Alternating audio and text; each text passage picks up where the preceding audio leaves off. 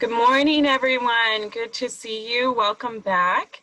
This morning, we are going to get started with a progressive muscle relaxation on the beach. So with that, I'll get us started right away.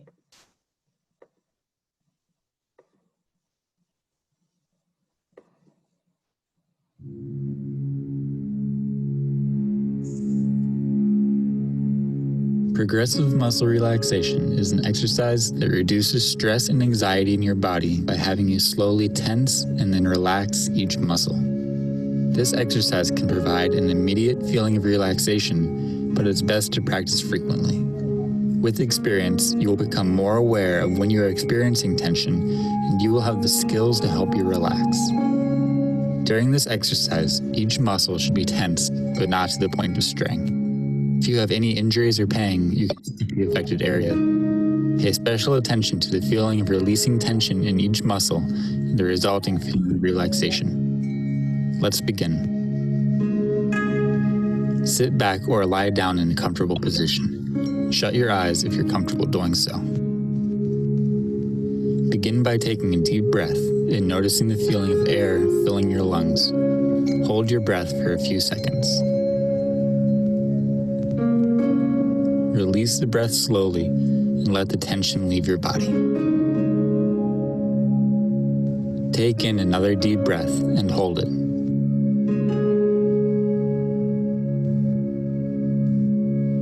Again, slowly release the air. Even slower now, take another breath. Fill your lungs and hold the air.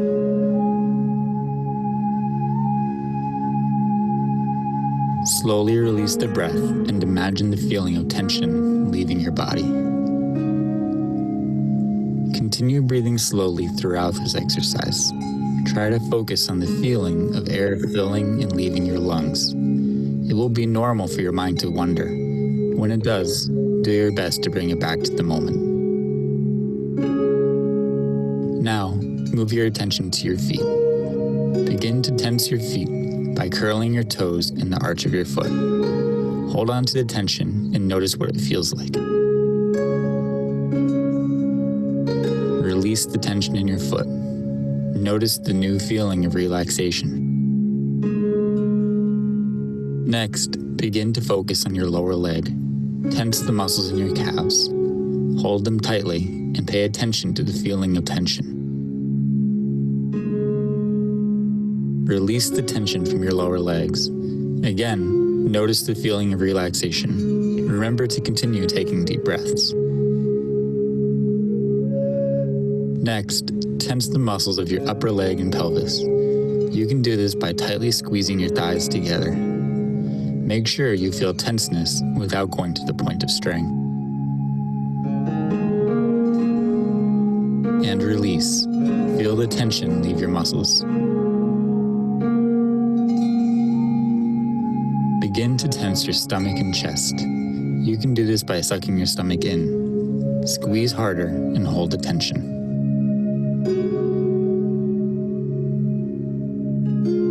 Release the tension. Allow your body to go limp. Let yourself notice the feeling of relaxation. Continue taking deep breaths. Breathe in slowly, noticing the air fill your lungs, and hold it. Release the air slowly. Feel it leaving your lungs. Next, tense the muscles in your back by bringing your shoulders together behind you. Hold them tightly. Tense them as hard as you can without straining, and keep holding. Release the tension from your back. Feel the tension slowly leaving your body, and the new feeling of relaxation taking its place. Notice how different your body feels when you allow it to relax. Tense your arms all the way from your hands to your shoulders. Make a fist and squeeze all the way up your arm. Hold it.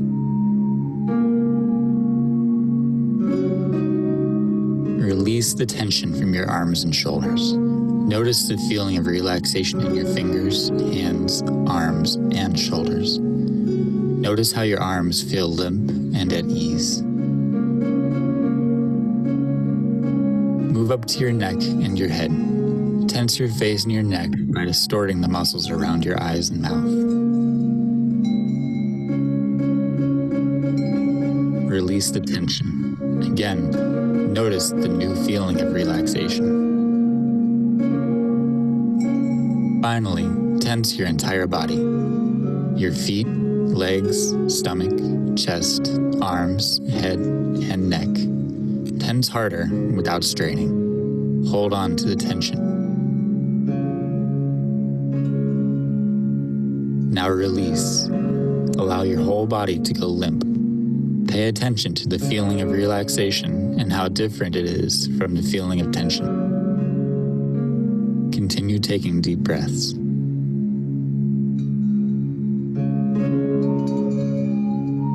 Begin to wake your body up by slowly moving your muscles. Adjust your arms and legs. Stretch your muscles and open your eyes when you're ready. You've completed the progressive muscle relaxation exercise. Repeat this exercise daily to experience the ongoing benefits of relaxation.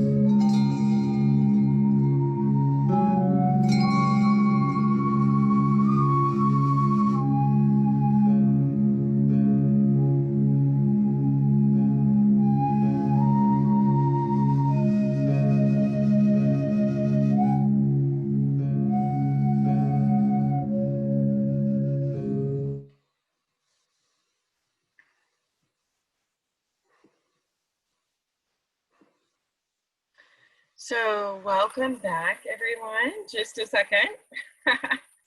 Let me make sure this is off. All right. So I wanted to actually take us to the website. So give me just a second. And see if you all had been able to see this. Is this playing for you when you are in the waiting room? Just, you can speak or give us a thumbs up.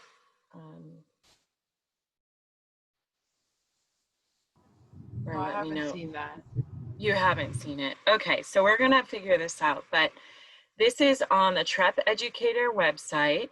This is work that Allie put together. So what we have learned recently about the science of nature is that even 5 minutes within nature, in a nature setting, or viewing even something as simple as a tree or a flower, has the buffering effect to reduce the toxic hormones that get released from stress, like the cortisol, and replace it with dopamine and serotonin.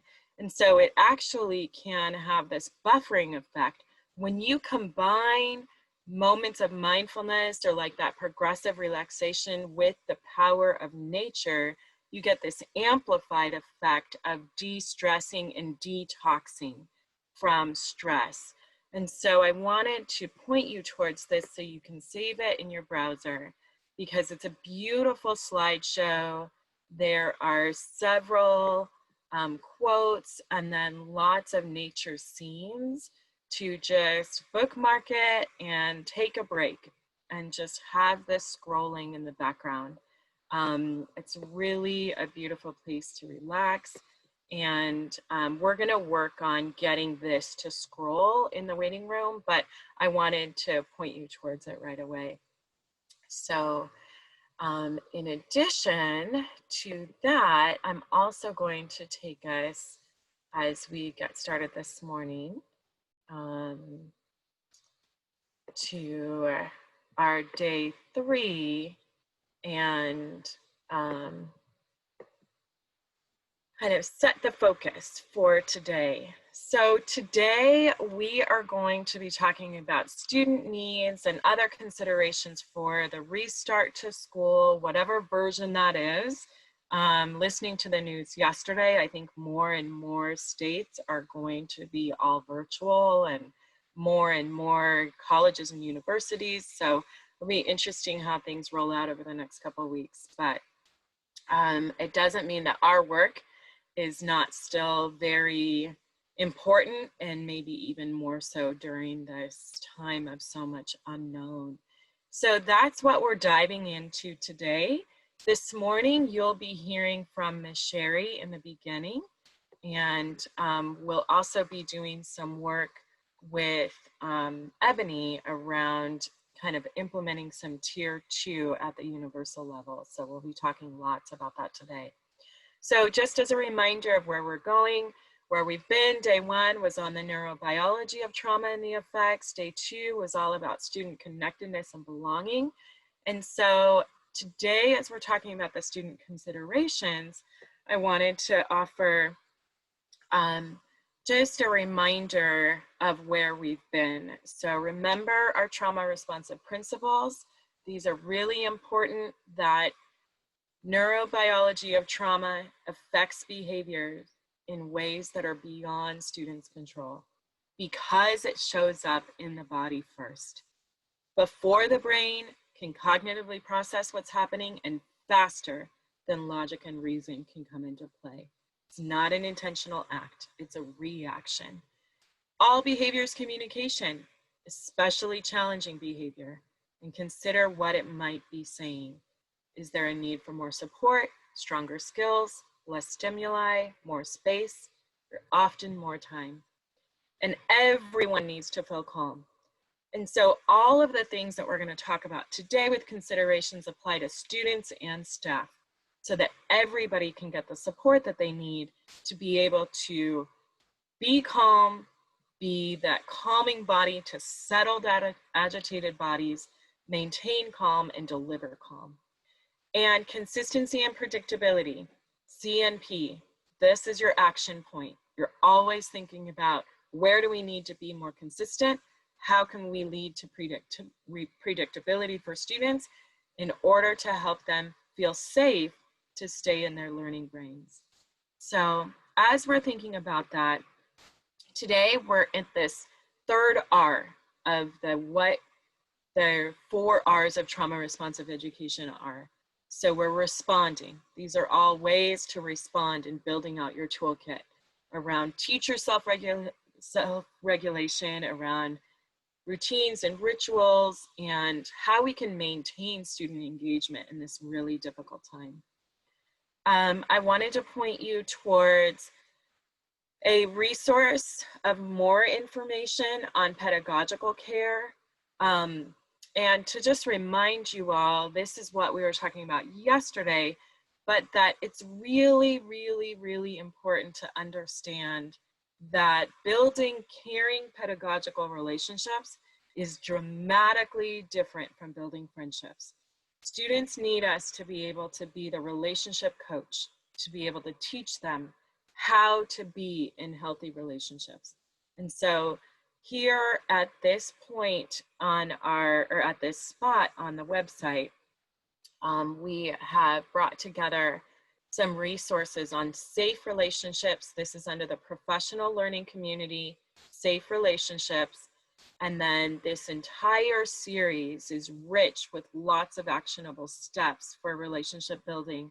And this is the pedagogical care piece that will give you a little bit more for you to dig into this and share it with your colleagues.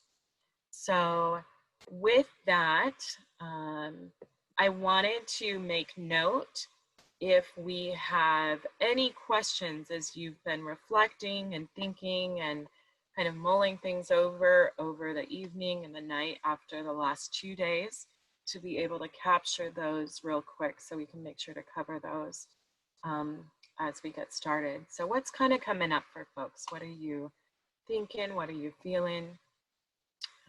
What's going on? Let me hear from you.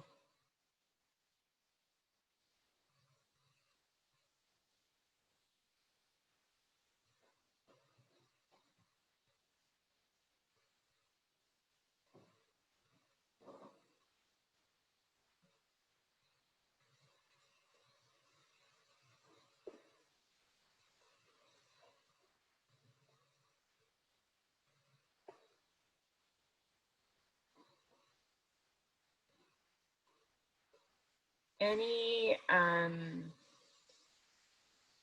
things that you would like to hear more about from the last couple days?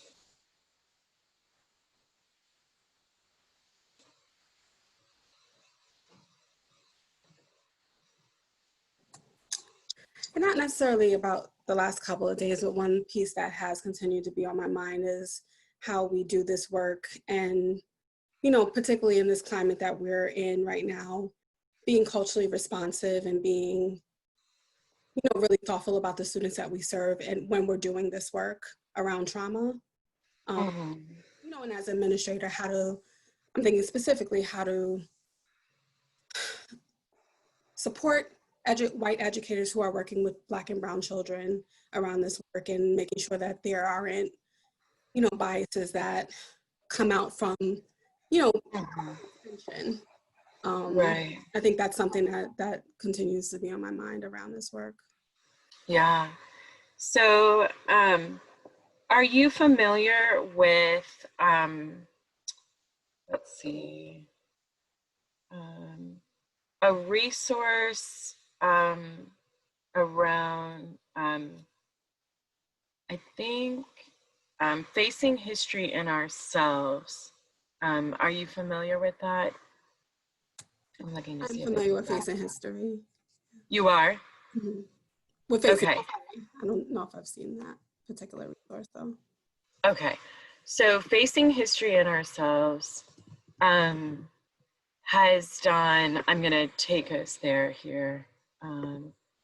They've done an excellent job with some educator resources that I would say are specifically helpful for those times when you are maybe needing to kind of call in a teacher for some deeper understanding and some more cultural responsive approaches.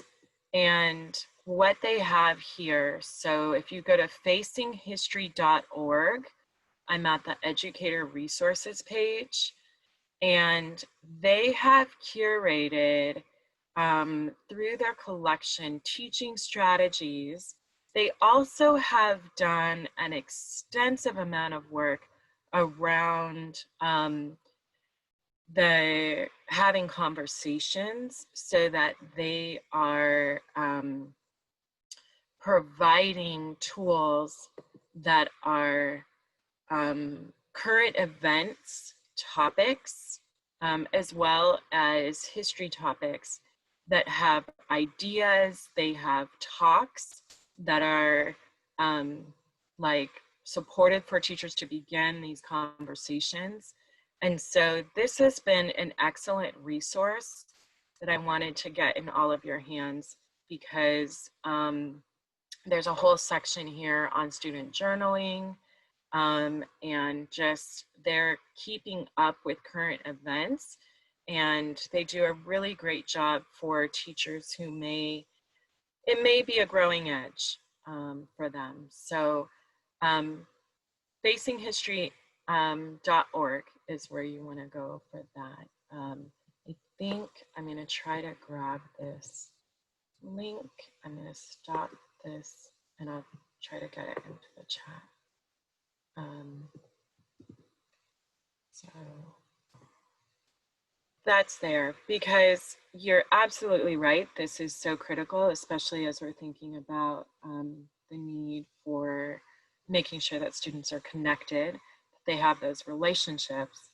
I would say in my my own experience with my own two children, we have not always had the benefit of having teachers that shared our cultural background or shared many points with us at several points.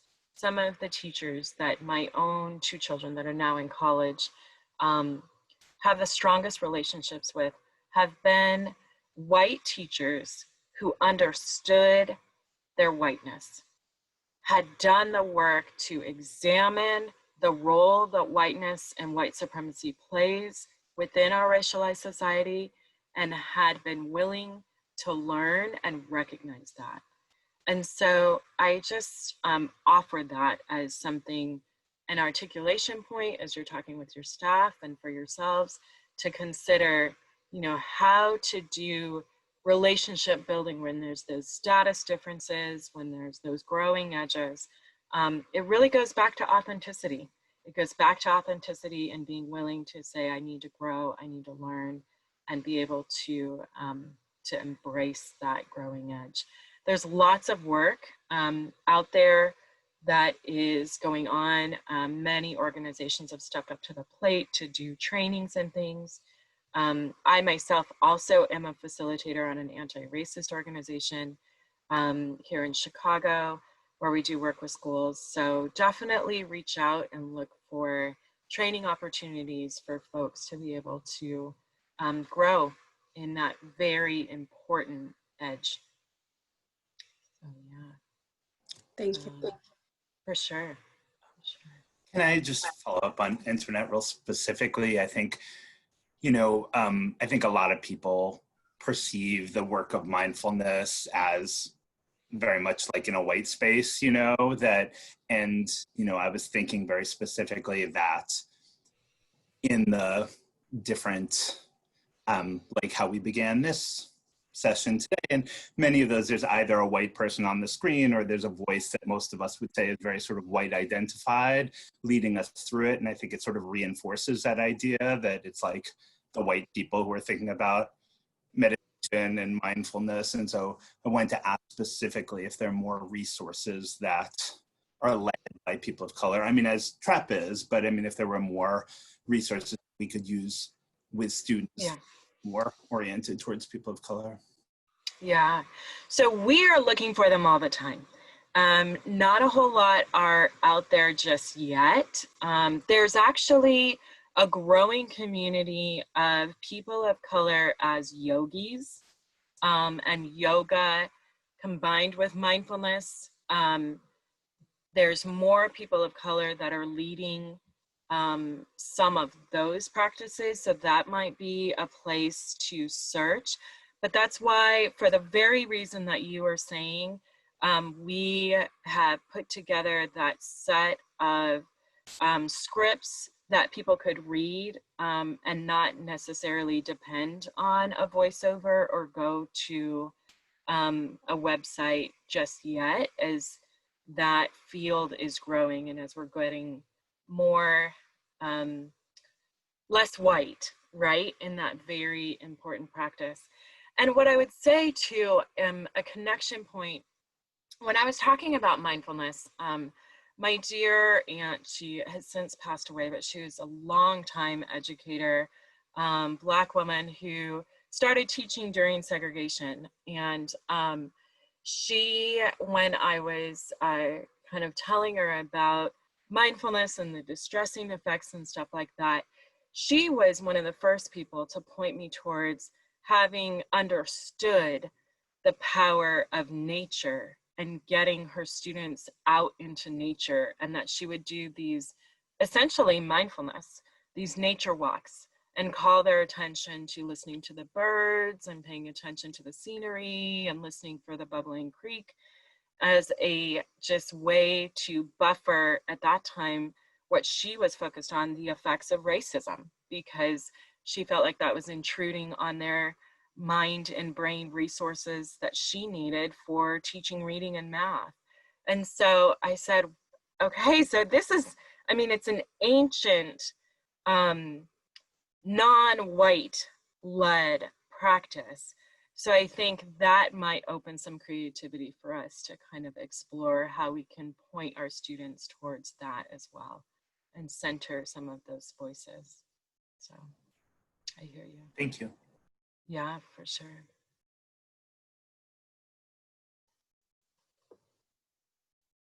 All right. Well, if there aren't any other questions at this moment, I am going to get us started. I think Ms. Sherry will be with us shortly, and we'll be moving into, before I share my screen, make sure I've got this. So here this morning, we'll be talking at first. This is a two-part presentation. So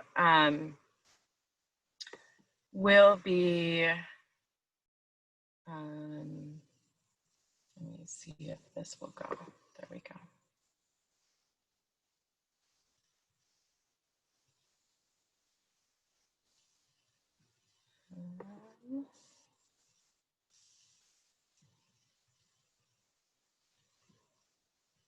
Sorry, just a second. It's having a hard time launching.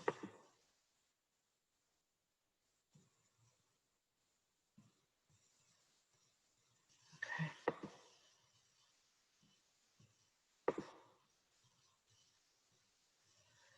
All right. Thanks for your patience. Let me get my screen share going.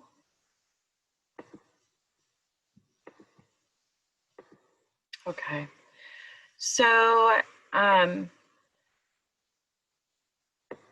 I want to bring our attention to understanding that in this moment, it's really important that we're able to talk about the reality of this collective traumatic event, that it's really a experience that we have all been impacted by in some way or another. And it's really necessary for us to realize that while it has impacted our communities in different ways, to different degrees for sure, and there's the ever pervasive disproportionality that is beginning, everybody has been impacted by this, and that we're in the middle of it. So unlike other tragedies and even collective traumas, right now, we haven't gotten to the point of recovery. We're still flowing through it. It's flowing through us. It's still taxing our resources, both physically, mentally, emotionally, but socially as well. And that's been one of the compounding factors with this double pandemic, is that we are afraid at those points that are necessary for recovery: social connection and internal resources. So it's really, really important to hold that in our brains as we're going through the material today, and recognize what it is that we're being asked to do for ourselves and how we need to caretake, but also what our staff is being called to, and this kind of even higher level of demand that we're needing to bring our staff up to be able to do to meet the needs of our students. So with that, I'm going to stop our screen share. I'm going to hand it over to Ms. Sherry and welcome her in, and I will see you all later on. So thank you, Ms. Sherry, and I will say goodbye for now. Good morning, all.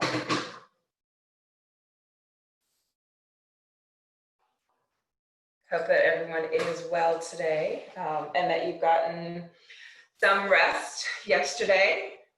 I know rest isn't really on any educator's calendar at this moment in time, but we still kind of have to try to find ways to do it when we can. Otherwise, we will not last through this year, especially because I know that you guys are coming off a year. Yes, juggling mommyhood and work in the moment. It's in many ways really, well, not in many ways, it just simply is unacceptable, the juggling of parenthood and work, in ways where the parenting piece is supposed to be invisible. But you know, we know, like, being at home and doing the work, it's not invisible, but it is supposed to be presented on screen as if it is invisible. Thankfully, mine is in college. So our fight right now is his desire to go back to college in about 3 weeks. And we'll see who wins that one. But I feel for all of you who have young kids at home. This is just an impossible time for what you're being asked to do. So as Stacy handed off just now, the goal for today, really all of the day today, is thinking about how some of these, focusing kind of on this moment with the issues associated with how COVID-19 and the pandemic and all of the ways that that has affected students and their families are gonna kind of show up in the increased needs for mental health supports this year. And to be honest, based on what we know from previous disasters, like this one of which was Hurricane Katrina, the difference being with this type of disaster and kind of something like a flood or even not something as massive as Hurricane Katrina, but more regular seasonal hurricanes, is that they're very short-lived in time, and there is a fairly quick return to good functioning. Whereas Hurricane Katrina and Hurricane Sandy is kind of like that. And also this massive event is that it is disrupting every aspect of life, and is creating these huge economic shocks which mean that the return to some level of normal functioning is going to be really slow. And there's also going to be a slow cascade of compounding stressors, which means that actually when we're thinking about, in this case, we're talking about schools, the increase in mental health disorders and challenges for kids is actually going to go up over these next 2 years, at least, before it starts to go down, because there's some kids that are going to come back fairly okay and fairly resilient in this moment because their families have managed to kind of cobble together resources and still keep them buffered from the stressors. But as the economic shocks kind of continue and families run out of resources and buffering supports, there are going to be many kids that aren't experiencing tremendous toxic stressors now, but who will fall into that category as their families run out of resources. So it's actually going to be, we're going to see a huge increase in the fall in students coping with stress and trauma and needing support. But unlike other disasters, it's not going to go down quickly, and it's going to keep rising until some level of societal and economic and social stability is returned. And so this makes this a particularly challenging one. That means that it's going to really need to think about how do we sustain our abilities in order to keep coping going for quite a while before things are going to, the need is going to reduce. And so the two things we're gonna, well, three things we're gonna talk about today around these issues are talking with kids. How do we talk with kids about what has happened and why that's helpful? How do we focus kind of specifically on grief and loss and their needs for support around that? And then also thinking about how we're gonna manage this. And one way to manage this is to bring tier 2 supports down into tier 1 classroom supports. And kind of what does that mean? And then we're gonna end the day talking a little bit about resilience. So we can also think about what is gonna be possible for post-traumatic growth out of this situation. So I'm going to share my screen for this conversation. Okay.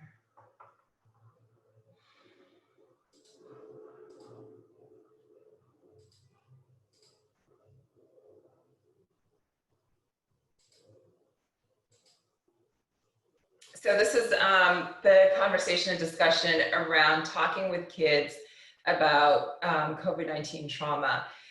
And just the idea that it's going to be important for any school community to establish kind of what is your school community's understanding of what happened. What are you guys going to do to create a the narrative that the students and the teachers and administrators in your school are going to have to help this kind of collective processing and understanding? And the issue is that you don't know what any particular student understands about this issue, what kind of conversations they've had with their families about this issue, what processing has been done in order to help them make sense of what happened. And if they don't, making sense of what happened for kids is going to be really helpful in managing everything that you're going to have to do to explain to them about why it is that everything that they know about how school works and the interpersonal aspects of it, and the kind of touch aspects of it, all of those things, why are all of those things changed? And the more that they can understand and process what's happened, the more likely it's going to be that they're going to buy into and follow and be motivated to self-regulate themselves to following these new expectations for why everything has changed. And so because you don't know what their level of processing is and what's happened with their understanding about it, you guys need to do it as a school community. This is kind of formally called psychoeducation, which just meaning educating people on the psychological and emotional aspects of some traumatic event or some psychological or mental or emotional disorder. So the more somebody understands what is happening psychologically and emotionally and be able to process that, the more they're able to then manage themselves in a way that's going to be healthier rather than acting out because they don't have a way of processing and understanding what's happening emotionally and psychologically. So formally, talking with kids about trauma is called psychoeducation. And we know from research, the more somebody understands some of their internal mental and emotional workings, the more they're able to act with agency around it. And so some considerations before kind of talking with kids in your school community about trauma, about what it is that happened,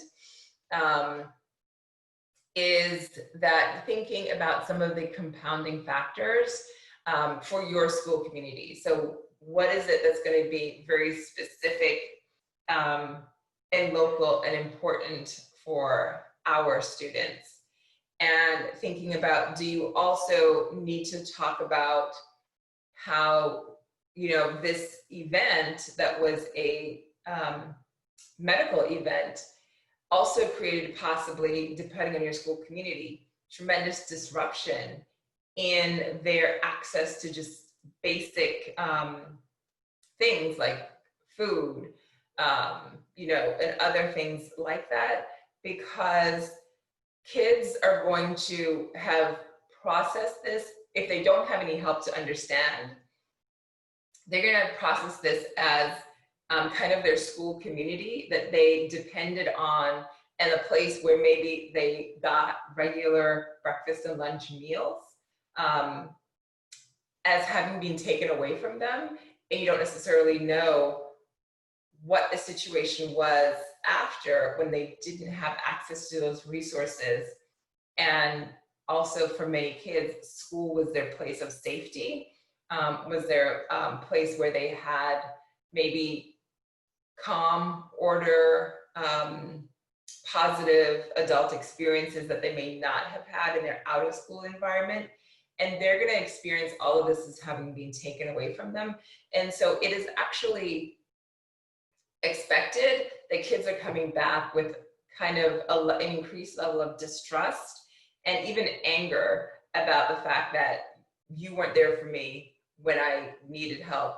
And because school was closed and because all of these things that I valued about that space were taken away from me, they have this underlying sense of resentment about the way they're going to engage when they come back into school.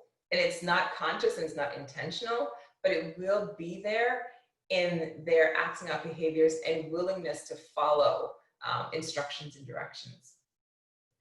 And so it's important that there's this level setting and understanding that's created of why it happened, why we needed to close, what that meant, and some understanding of how this may have affected you. So having those conversations is going to help everything move much more smoothly than if you just jump into, here we are, back, new academic year, let's get going.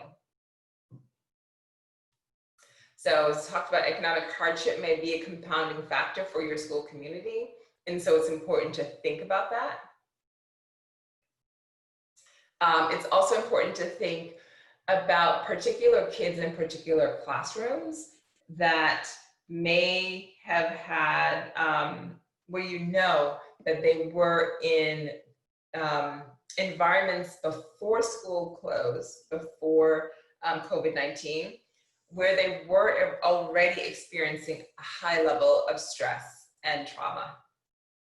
And the challenge is that kids who were in that context before COVID-19 only increased their level of distress.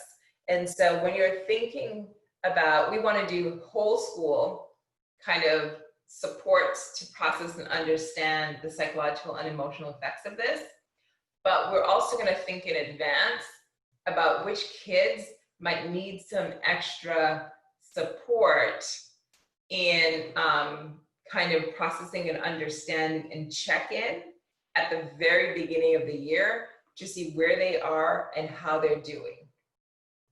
Because what this shelter in place and needing to be home created was an intensifying of, if they were in a negative context before, in a very challenging context, that only would have been intensified during this period.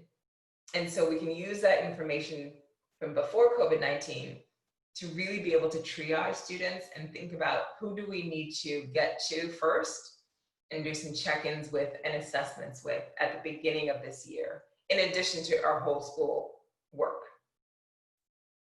So, and these are just some considerations to, as you're planning for this, is locate and decide as a school what media you will use, what student-directed, child-directed, or family-directed news articles you want to share, what books about the coronavirus, they're books for teens, for kids, for the younger kids. There are a whole bunch of digital resources that have been created. What is a limited set of those that you guys want to create for your, gather for your school community and put on a drive or in a folder somewhere that's where you then communicate to all of your staff that says, these are the ones that we're going to make sure that we all use in having these conversations with our school community. And again, it's the purpose of getting and creating this, what is our common understanding that we're going to create in our school community about this issue, so that we know that kids have at least had this level of processing about the information. And of course, there are going to be differences by grade level and things like that, but you do want to make sure that there's a common set of materials and narratives that you guys are going to use in your community with your students in your school. Also, there are probably many fact sheets that have been created by your district. You're going to also want to gather those and have those in that folder so that you have that, like, that source of information that is your school's narrative that you guys are going to be sharing about this information. So when you will, let me see if the video will work. This video is directed towards families. One benefit of thinking about this video and sharing it with your families is the idea of sharing with families. This is kind of the understanding about how to talk with kids about coronavirus and COVID-19. We're sharing this with you so that you can talk with your kids about it. And we're going to use this framework to talk with the kids about it at school. So again, you want to, for this, create this common understanding so that you're not having any, I mean, there will still be conflicting messages that you're going to have to deal with, but transparency is really important with your families and with your students about what is it that we are going to say as a school community. And so it's just a quick video that will also work for sharing with parents and sharing with your staff in terms of what you want them to know. Oh, you know what? I'm stopping because I know I did not share my sound. And so you won't be able to hear it. Let me do this again.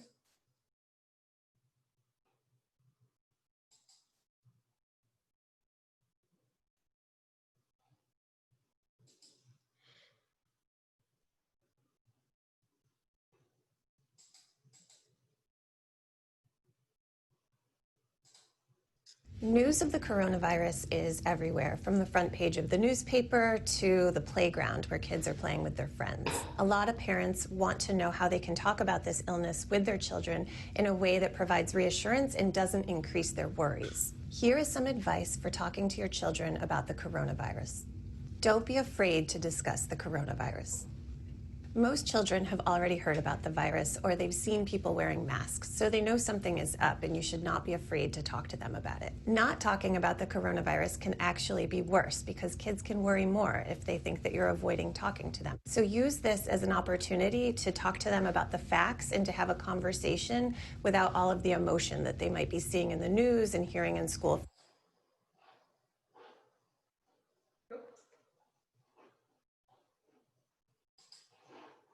Sorry about that. From other kids. We recommend that parents are the ones who consume the news and give their kids information that is factual and not so emotional or exaggerated. So use this as the opportunity to be the one to give kids factual information about what's going on with the coronavirus. Be developmentally appropriate.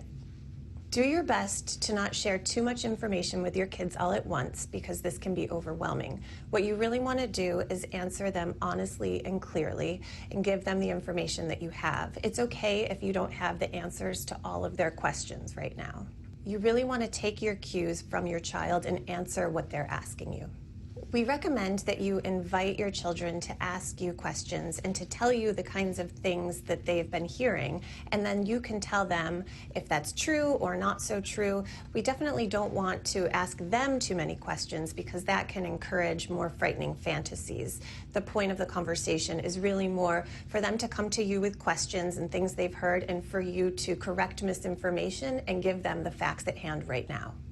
It's very important for parents to deal with their own anxiety first. Many of us are feeling pretty anxious ourselves about the coronavirus, but what we want to do is make sure that we're calm before we're talking to our children about the virus. If you notice that you're feeling particularly anxious at a certain time, make sure you stop and feel more calm before you have this conversation with your children. It's important to be reassuring with our kids.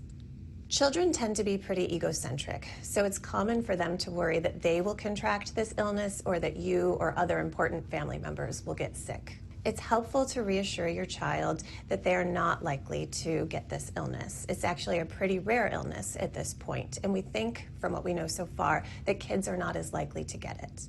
Focus on what you're doing to stay safe and healthy. Kids feel empowered when they know what they can do to keep themselves safe, so that's why we're emphasizing things like washing their hands. And they should know that this illness is transmitted usually through coughing or touching contaminated surfaces.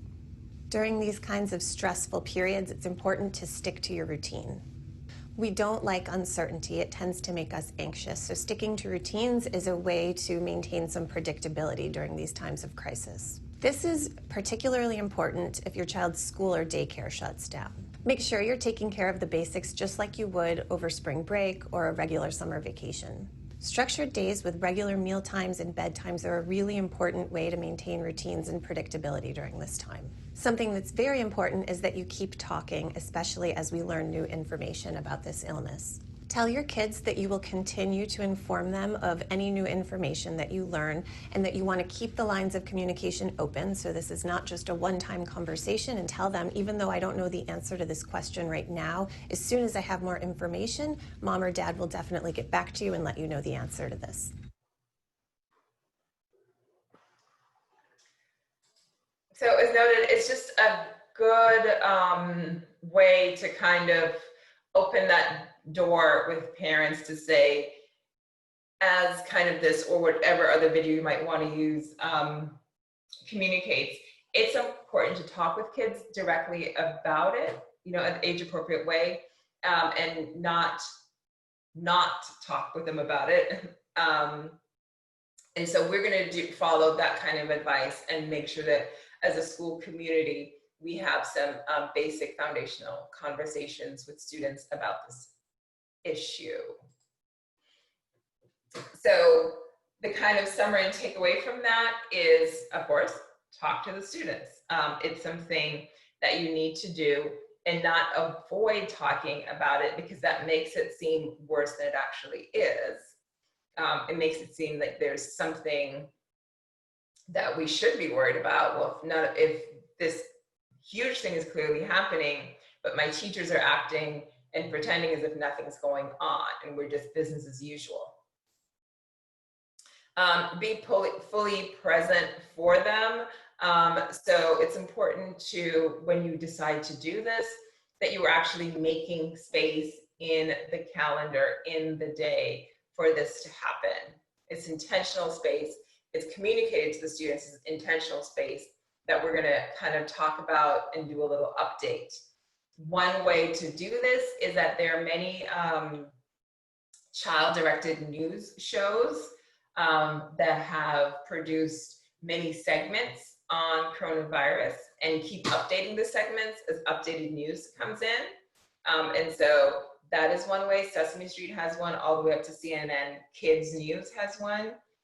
So that is one way if you want to have a monthly update that you might build into your school calendar, which is, you know, it's a brief 5-10 minute videos that they produce, monthly update that you would have in there that kids would then watch about the virus and what's happening.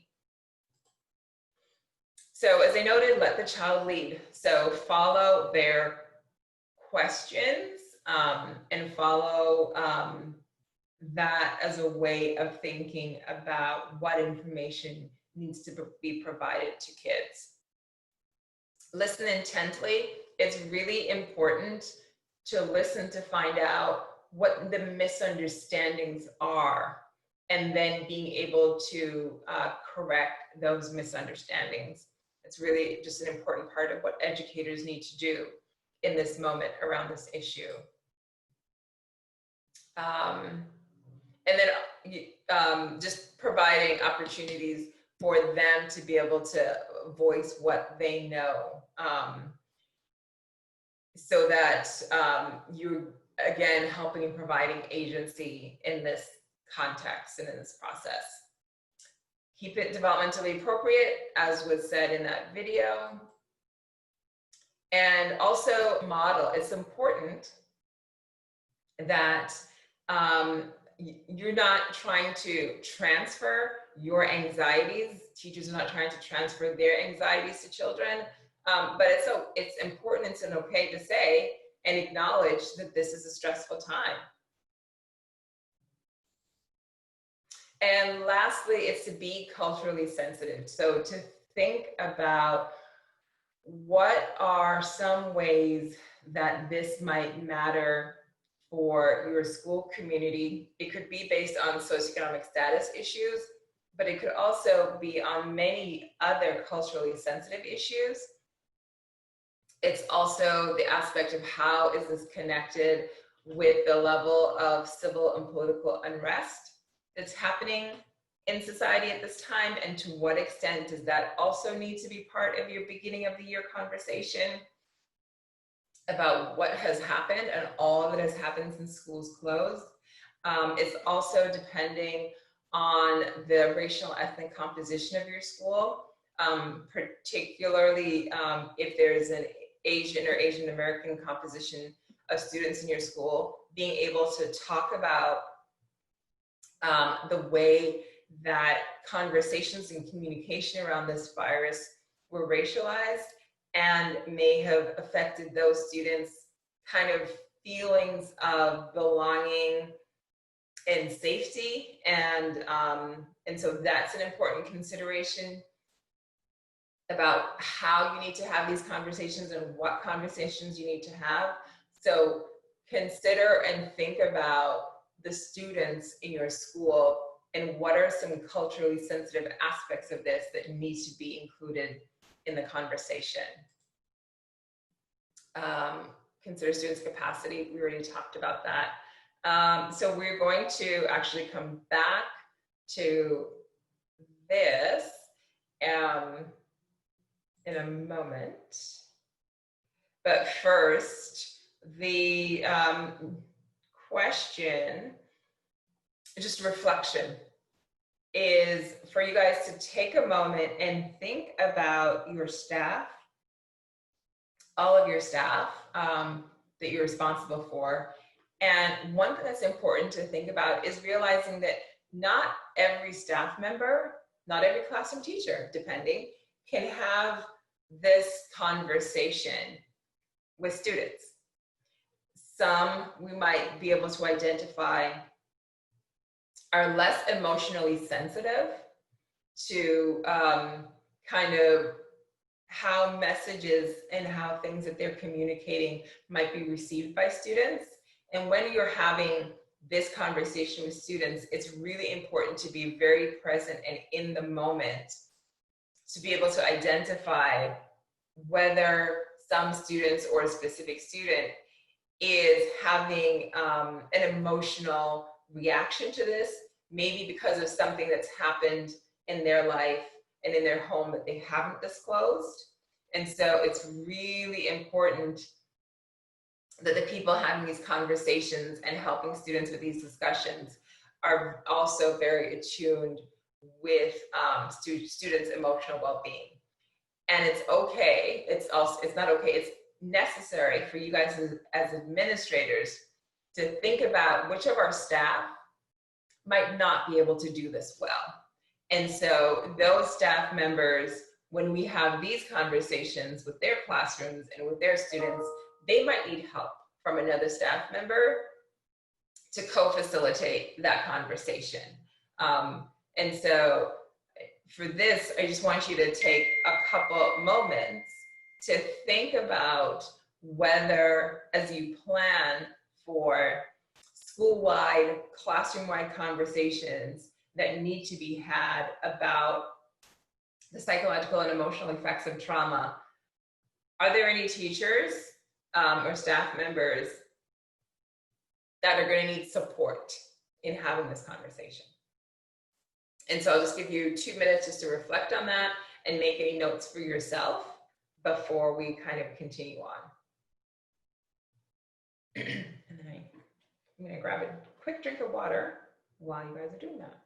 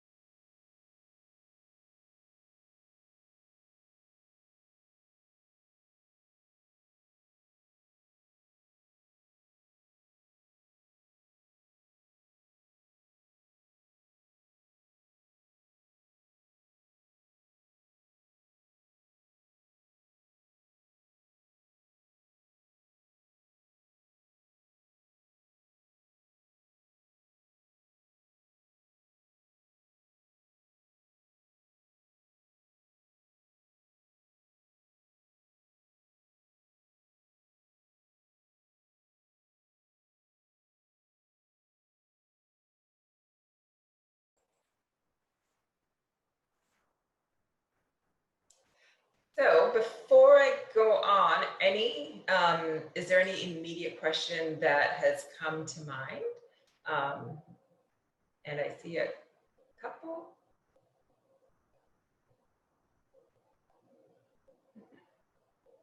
So one question that came in that I do think is important is how to engage with this in a remote space.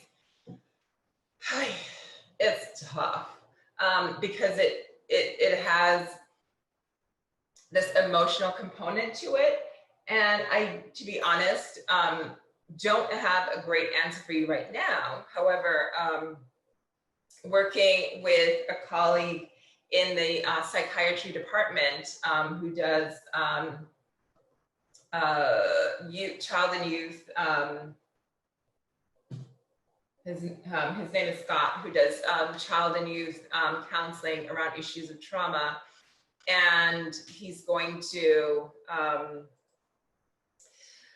once I get a free moment, which is coming up soon, we're gonna have some conversations, and he's agreed to kind of put together a quick brief on how to do some of this work in a remote space, some kind of things to do, things to not do when it comes to thinking about how do you have conversations that have potential these significant emotional components in them. And it's going to kind of come out of the work that they do with like telehealth, and because I mean they've had to move all of their counseling and therapy into remote Zoom spaces. So they are doing all of their clinical work with children and youth and families in these Zoom contexts. So they have gotten from American Psychological Association and other kind of counseling organizations, they have developed good practices and recommendations for how to do all of this work in a remote space.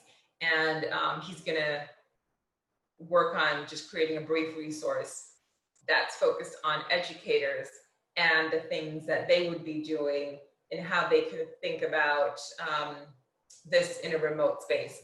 So don't have a good answer yet, but an answer is coming soon. And Paula, you also had a question. Just real quick, just to kind of speak a little bit to what you were saying.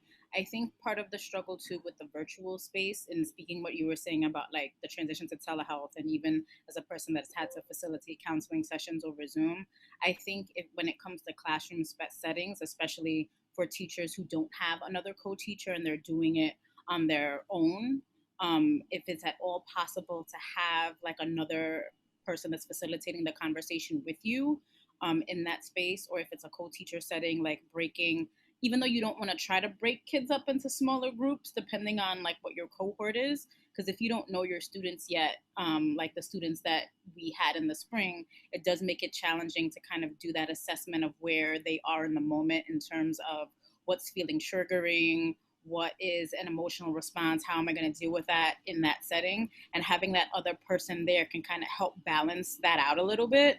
And even talking a little bit about what does resistance or what does triggering look like in a virtual space, like having those indicators so you know how to shift the conversation.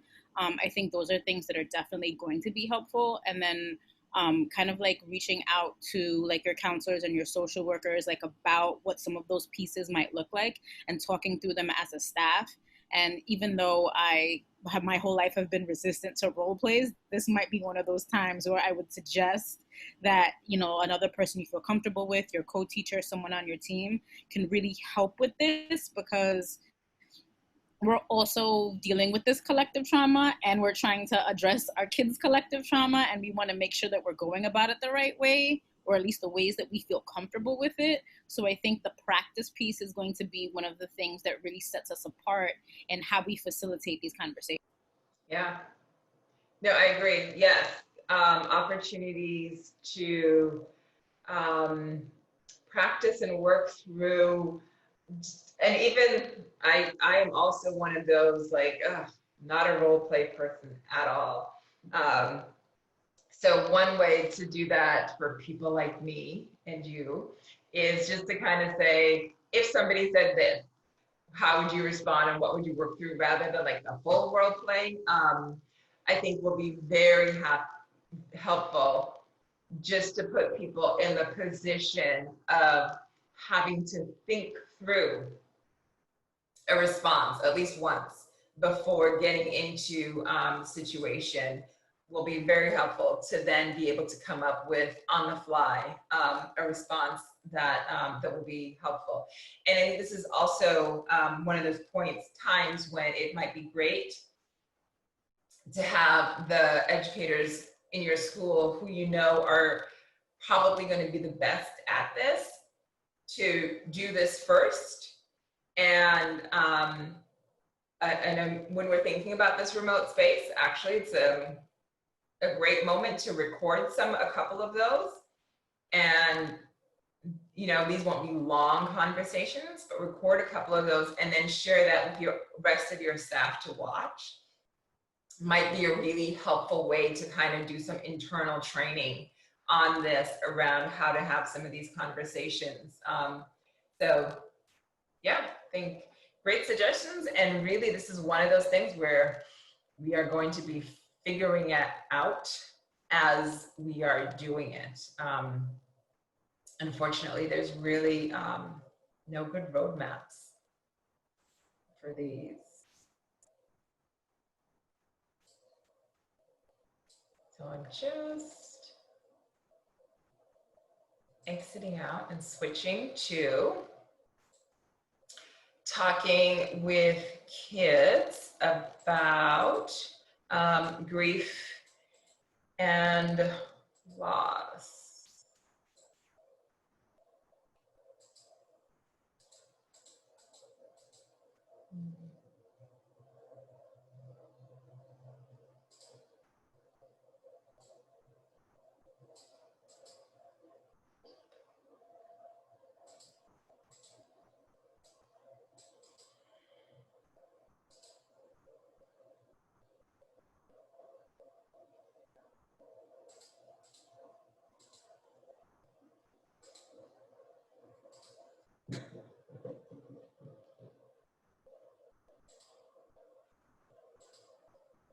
Alrighty.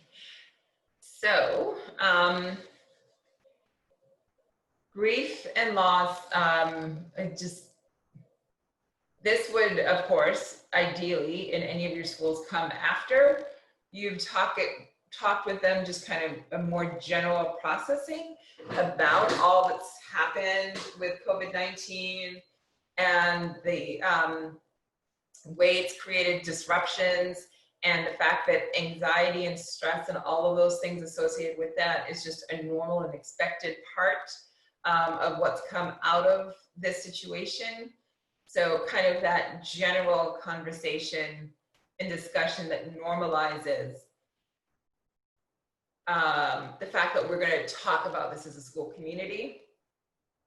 That one very particular thing, because of all of the disruptions that's been caused, is the need to focus on grief as a school-wide issue, not just an issue that touches the specific kids who have lost family members to this virus. And that's because grief is the emotional aspect of experiencing loss and change. So the feelings of grief don't only happen when a death occurs. If we can think of like kind of many of those adult situations, when you kind of either as an adult have felt it yourself and said it, or know somebody else who said, like, I feel like I'm grieving a death, when something like maybe a divorce has happened, or they've had to, they've lost a job, or they've moved across the country and no longer have close access to family members like they did before. So when any kind of major disruption or change happens in our lives, or loss, that's not a death, the emotional feelings and things that come with grief are the same emotional responses that happen. And so in this way, almost, well, not almost, all of your staff and all of your students are coping with some level of grief in terms of their emotional responses and reactions. Grief for students might even be something such as grieving and feeling a very strong emotional reaction to losing access to their peers, to losing access to summer camp, and all of those things that were significant organizing aspects of their lives suddenly being taken away from them without them having any ability to control that it was taken away. So all of those things are actually compounding aspects of grief and loss that we've all been feeling. And so it's going to be important for grief and loss to also be discussed, and discussed in this way that, you know, when you felt kind of really sad or really upset or really angry that there was going to be no summer camp, or, you know, that you can't go out and be with your friends, it's okay to have had those feelings. And some of those feelings can also be felt very physically. That's expected, that's okay, that's normal. Again, the importance of doing that is to help kids process the kind of feelings that are going on inside. Otherwise, it shows up in acting out behaviors. And it's going to show up in acting out behaviors in the learning environment. And it's just because there are all of these dysregulating emotions that they just can't figure out what's happened. And that creates anxiety in an individual. And then our bodies, we need to do things, act out in ways that discharge that anxiety. But the more that you can help them understand that these feelings that they're having are normal and expected, and here's why you might be feeling that way, again, that gives them more agency over those feelings. And advancing. So helping children become aware of their emotions in grief could be one of the most important things that you will be able to do as an educator to help kids' well-being and also have a successful and manageable learning environment. So again, thinking of your role as administrators in normalizing this as part of one of the things that we're going to address in the beginning of the year in order to ensure that the transition and the rest of the year is smooth, that we need to kind of do all of these social and emotional pieces collectively as a school community, that this is where we need to invest our time at the beginning of this year, the first couple of weeks, to ensure that everybody is in a mental and emotional state to continue on. Where is this? So I'll just briefly go through this just to make quick points, which is that grief moves through stages, and kids, when they come back, if they have not, well, any adult, any individual, if they have not had time and help processing their grief, they can come back in any of these stages: denial, anger, bargaining, or despair, and they would not have moved to acceptance. And acceptance is kind of understanding and processing that a loss has happened, being okay with that, processing of it, and then being able to move forward. So for example, even if it's there, they might simply be at that first stage of denial, which is, you know, all of that happened last year, and the shutting down of schools and all of this, you know, that was completely unnecessary. You didn't have to do that. You didn't have to take away this aspect of my life. I could have gone to summer camp, all of those things. If they're coming back in that stage, they're going to have a hard time accepting and following all of the directives that you're going to need to be giving them for this coming year, and or if they're at home and it's all virtual, being really angry in that space that we're still in this process when all of this, none of this is necessary. This isn't really a problem. And so that matters for each of these stages.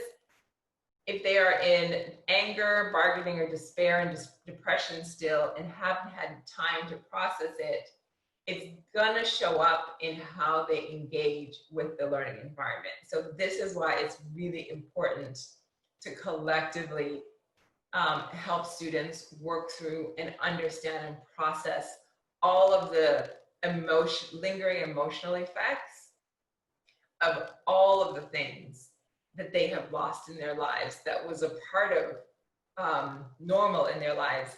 And also when they come back, if you are doing in person, helping them process all that they are losing about how in-person school happens. Because as we all know, much of what they had we know about how in-person schooling works, the interpersonal aspects, the contact aspects, the collective play aspects, all of those things, none of those things will be there this year. And so if you are resuming in-person learning, kids are going to come back largely expecting most of that still, even though they may be told that it won't happen, they're going to come back expecting it. And so they're going to need help processing. They're probably going to experience emotional grief about that, and they're going to come back processing, acting out with those behaviors. And just to, won't give you an example because of time. So in this link that you're getting, it's kind of grief and COVID-19, mourning what we're missing. Again, a really helpful video that can be shared that you'll have the links to. And then also, it's just the idea that these are many of the ways that it can show up in the classroom. It can show up as learning challenges because they're distracted, feeling guilt or shame about these emotions that they just can't figure out and can't process. So there are many of these things. The one here, wanting to get out of this situation, what that can look like in a classroom are those kids who bolt out of the classroom because they're feeling anxious, or even it can look like those kids who are constantly asking to go get a drink of water that create lots of frustration for the teacher, not understanding why it's happening. Oftentimes it can be an aspect of anxiety, and they just need to escape and get out of that context and that situation. And so there are many of these ways that it's going to show up if we don't take time to process it collectively at the beginning of the academic year. Just the note, I think hopefully is coming through, that for all of these things that we're talking with you about, educator self-care is critical. You can't support, and your staff won't be able to support their students if they are in distress around these issues. So it's important to also, you guys as administrators, which trust me, I know the challenge is that then who is supporting you guys as administrators? If you need to support your staff so that your staff can support your students, I understand that you guys have a gap in your support in order to be able to do this work. But it's going to be really important to support your staff, to support students. Tomorrow, we'll talk about collective care. So how do we normalize the idea of a supported school community? And I think that's probably going to be one of your best ways in order to support yourselves, is to think about how can we make staff care and self-care a collective way of how we work as a community. And in that presentation tomorrow, they'll go through kind of what collective care is, what it looks like, as well as many suggestions to think about being able to start and to work from, to identify a couple that you could start with, to institute and institutionalize collective care in what you do and how you do it.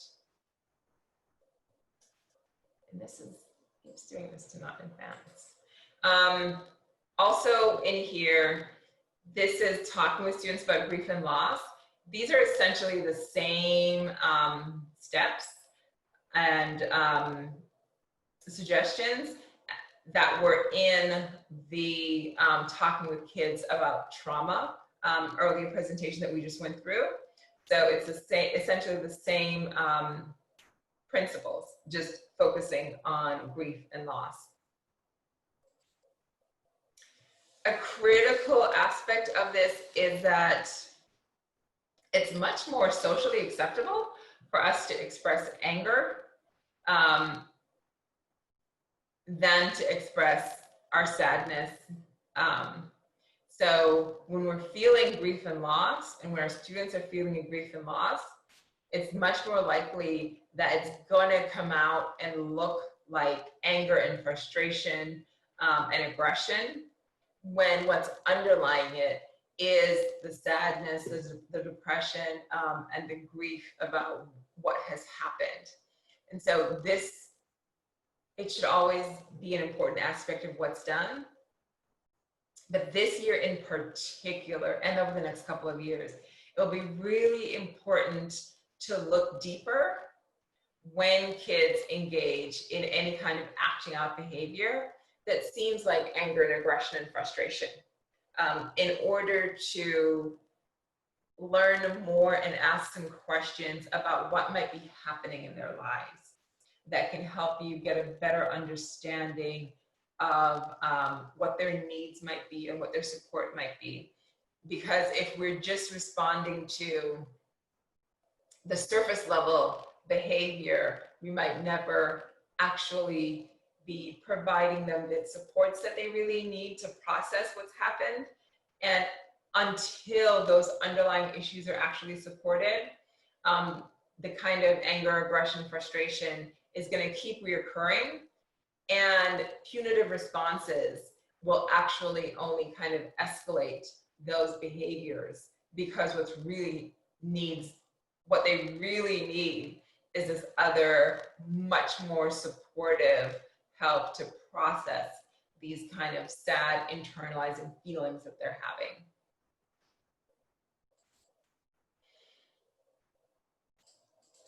So moving through this, but essentially, one of the things that's going to be important is when anger, aggression, frustration, that is really grief and sadness and loss, it's going to look like anger, frustration, aggression, and it's going to be escalating behaviors. And so it's going to be important to think about that in the kind of the same ways that we think about de-escalation whenever kind of those things are triggered in kids in the learning environment. And so plan ahead. Essentially, the best way to de-escalate a situation is in order to be able to anticipate its occurrence. And so one way to think about planning ahead is, what are you guys going to do in order to know as much as you can in a reasonable way about any major traumatic events that have happened over this period of time?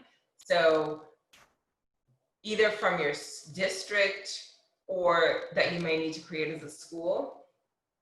What is some kind of back to school questionnaire or inventory that you are going to do with families so that you can have some information on kids that may have lost a direct caregiver, or maybe have now been thrust into homelessness, or some other major change that's happened that you need to communicate to their classroom teacher so that they will be aware that there's an increased likelihood of acting out behaviors from this student, And when that happens, you need to support them in particular ways that's about more than the surface level acting out behaviors. So plan ahead is being able to identify those students that where you know they're gonna need more support. So planning ahead, and then of course observation.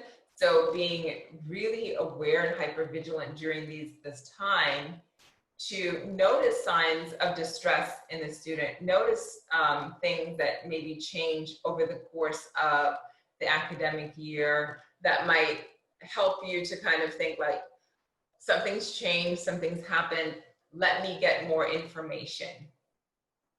If you do notice something happening in the learning environment, there's the important need to redirect right away as much as possible. If it keeps happening, it's going to need to think about, how do I modify this learning environment?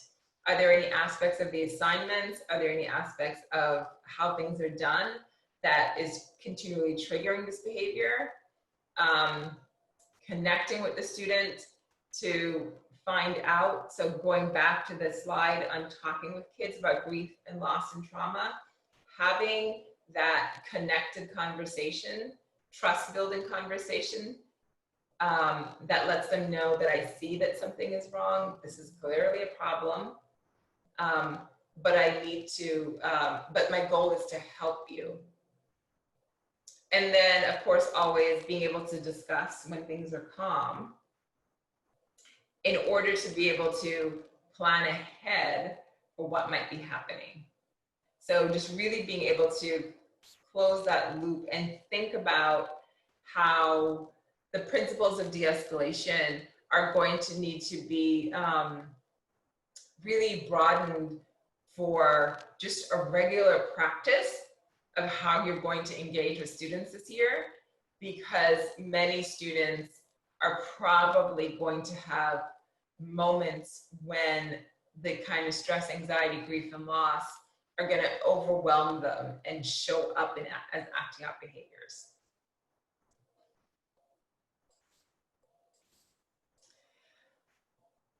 The quick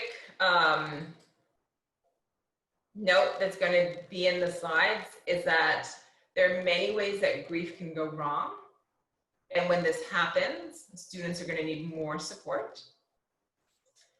One place where you guys can get that more support is the Coalition to Support Grieving Students. If you Google that, it's a website that comes up with tons of resources. But what you guys need to think about now is, who are the staff in your school that are going to get this additional training? So they have these free webinars. I think they're like 1 or hour and a half videos for parts 1, 2, and 3. And then they have the combined module that combines parts 1, 2, and 3.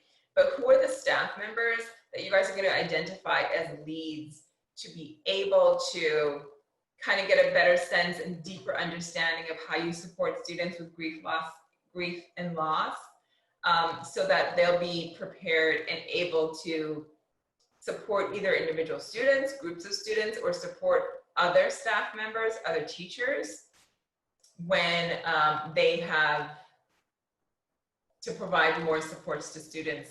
But in order to be ready for this, some people this summer are going to kind of need to get deeper knowledge about grief and loss and how to support students. So this resource is there, and it's thinking about who will be able to dig into these resources to help create a plan for your school. Okay, and also with this, there's, you have the link to this video also, which is listening to children and youth talk about grief and loss and trauma, talk about how they expressed it or didn't express feelings, what were some of the things that they wanted their kind of teachers to know. And so this is a good resource. It's about, I think 12 to 15 minutes that you can share with your staff. This is a good all staff sharing and discussion around helping them understand from this kid's perspective what they're going through, and also how many kids don't share what they're going through, but it's expressed in their acting out behaviors. And so they need help from adults to ask them supportive questions in order to be able to understand what was behind all of the acting out behaviors. I think it's really a helpful video to go through with your staff. We're not watching that. So I am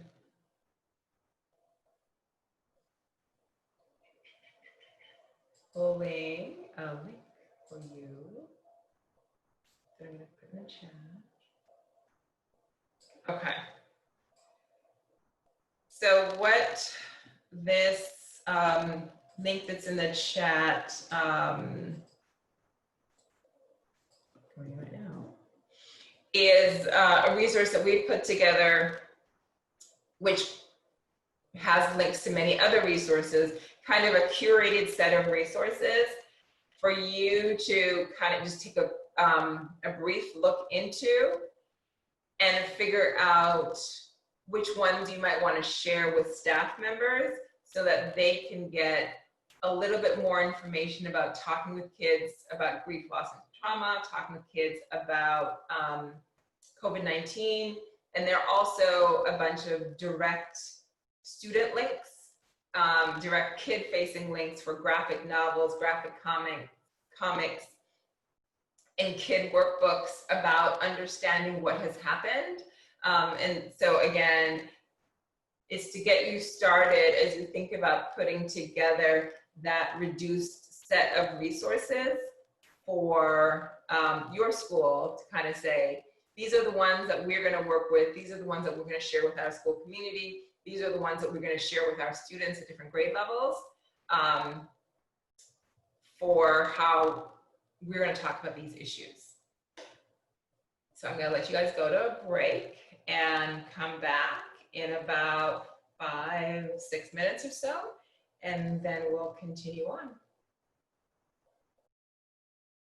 Mindful walking. Have you ever walked from one place to another, not realizing how you got there? Sometimes in our daily lives, we do things like walking without paying much attention to what we're doing. We can practice mindful walking and use our 5 senses of sight, hearing, smell, taste, and touch to notice our body and surroundings and bring ourselves into the present moment. To do this walk, plan to spend at least 5 to 10 minutes walking, which you can do inside or outside.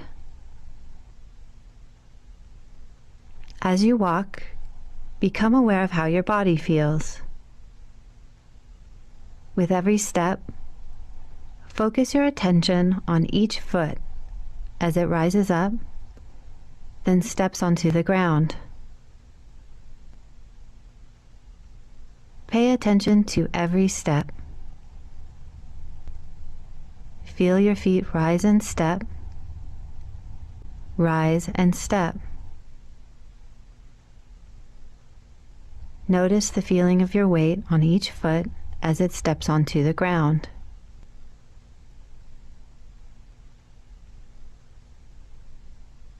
If you find yourself becoming distracted or lost in thought, just pause and notice what is distracting you. Then bring your awareness back to the rise and fall of your feet with each step.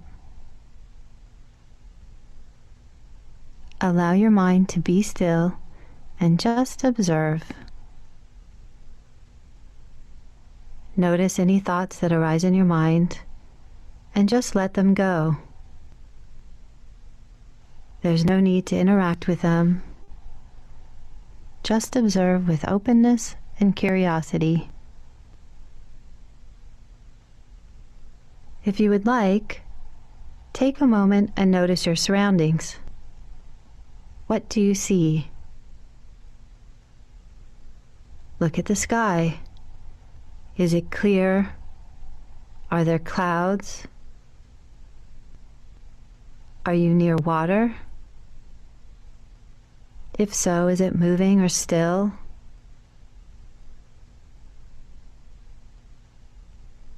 What do you hear? Can you hear the wind or the sound of cars?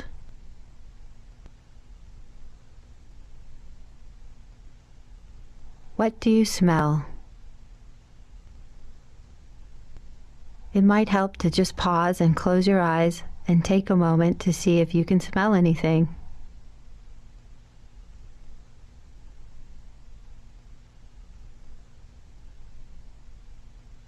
What do you taste? Can you taste the air? What do you feel with your hands? Take a moment and feel the solidity of earth beneath your feet. Reach down and touch the ground. Feel how strong and immovable the earth is.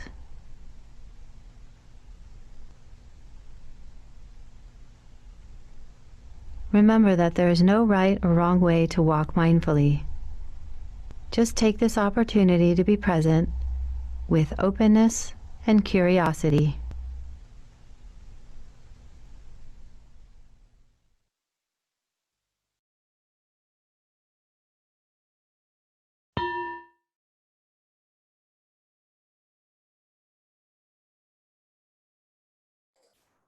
Okay, so welcome back to our last half an hour before lunch. And what we're going to talk about is moving tier 2 down to tier 1, what that means and what that might look like.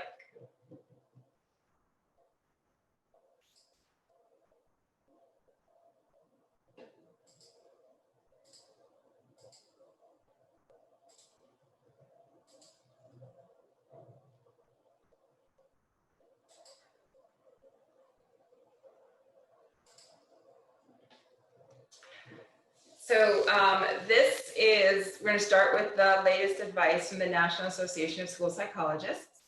And this is an article, the title, Providing Effective Social, Emotional, and Behavioral Supports After COVID-19 Closures, Universal Screening and Tier 1 Interventions. And it's about the next 6 slides, and it's just text for you guys to pulled out a couple pieces of text for you guys to read, and then we'll talk about it.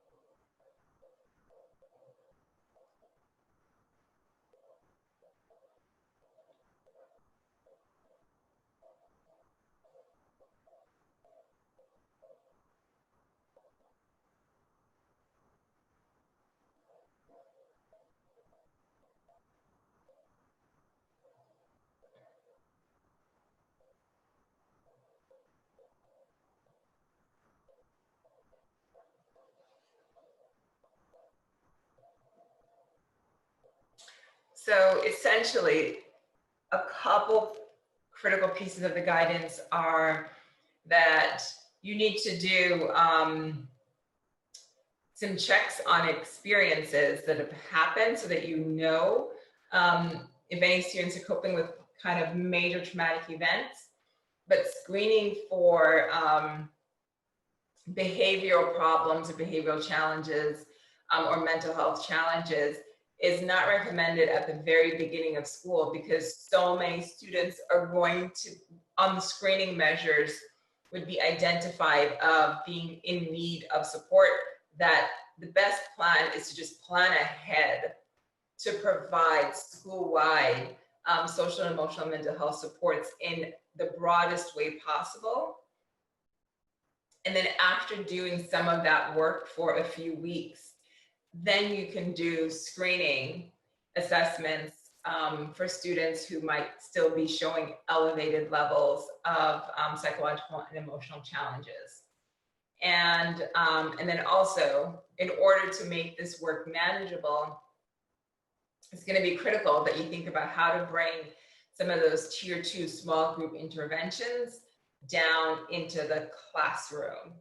And so when we think about that multi-tiered system of support, tier 1 are kind of those universal trauma responsive supports practiced in all classrooms and non-classroom spaces throughout the school. So it's those school-wide policies and practices. Generally, those tend to just be kind of social and emotional proactive development supports. And then generally we have more intensive small group interventions for kids who are at elevated risk. And then lastly, of course, those individual therapy delivered by the actual kind of clinical staff that are contracted by the schools or sometimes shared across a few different schools. Generally, the tier 2 is delivered by the school counselor or school social worker. But how to kind of move some of those tier 2 into tier 1. So the start, strong implementation of whatever, any and all existing tier 1 policies and procedures that you have in every classroom, in person and remote. So if you are using kind of a social emotional learning curriculum, strengthening the use of that, strengthening the universal implementation of that, strengthening, making sure that even in remote learning, that teachers are utilizing any of those social and emotional learning curricula is the important start. And then thinking about what you're going to do with the more intensive tier 2 interventions. And so it says more intensive tier 2 interventions are typically delivered in small groups ranging in size from about 3 to 5 students. But if there are enough students exhibiting common challenges, such as generalized anxiety and fear or grief or loss or milder depression, be open to moving to whole class implementation of those tier 2. So the group, the intervention group, becomes the whole class rather than a few students that are pulled out of the class. Also, you might think about providing tier 2 interventions to the whole class, even if it's only designed to support, even if it's, so there's 3 students in a class, 4 students, 5 students in a class that are exhibiting kind of high level of dysregulation and behavior challenges when schools reopen in person or remote. It's still important to think about whether what we would do for those 3 or 5 students needs to be done for the whole class, because we need to get counseling supports to those students, but we don't have the capacity to create another pull-out counseling support group. But the disruptions that are happening in the class are too constant and too much to wait until we can get those 3, 4, 5 kids into a counseling support group. So we're going to integrate some counseling supports we're going to think about how do we modify this whole classroom context, even though all of these modifications are done to target 3 to 5 students. The disruption that they're creating is so great that we just need to modify the whole classroom in order to get any meaningful learning done. So what I'm going to do now is just go through a few suggestions for what can be done for the whole classroom in these kind of mental and emotional supports. So one is to give class time to intentional mental health check-ins. So it may be that there are either a few students, or maybe it's the whole class, where you're concerned about functioning and how kids are doing and what's happening, but there's no time to do kind of like individualized check-ins or check-outs. And so one way to do this is to create a journal. Everyone has their journal, and it's a journal that's used for mental health check-ins. You have to figure out how you do this in remote. I'm assuming it would be the same thing. Everyone just has a digital journal that has the same set of check-in questions that they're answering each day. And the goal is just to give you some information or to create an opportunity for them to do some emotional processing, so that this is intentional work that's happening, that's built into class time. So this can be conducted at the start of class in a few minutes and can significantly enhance the amount of learning that a student does in class.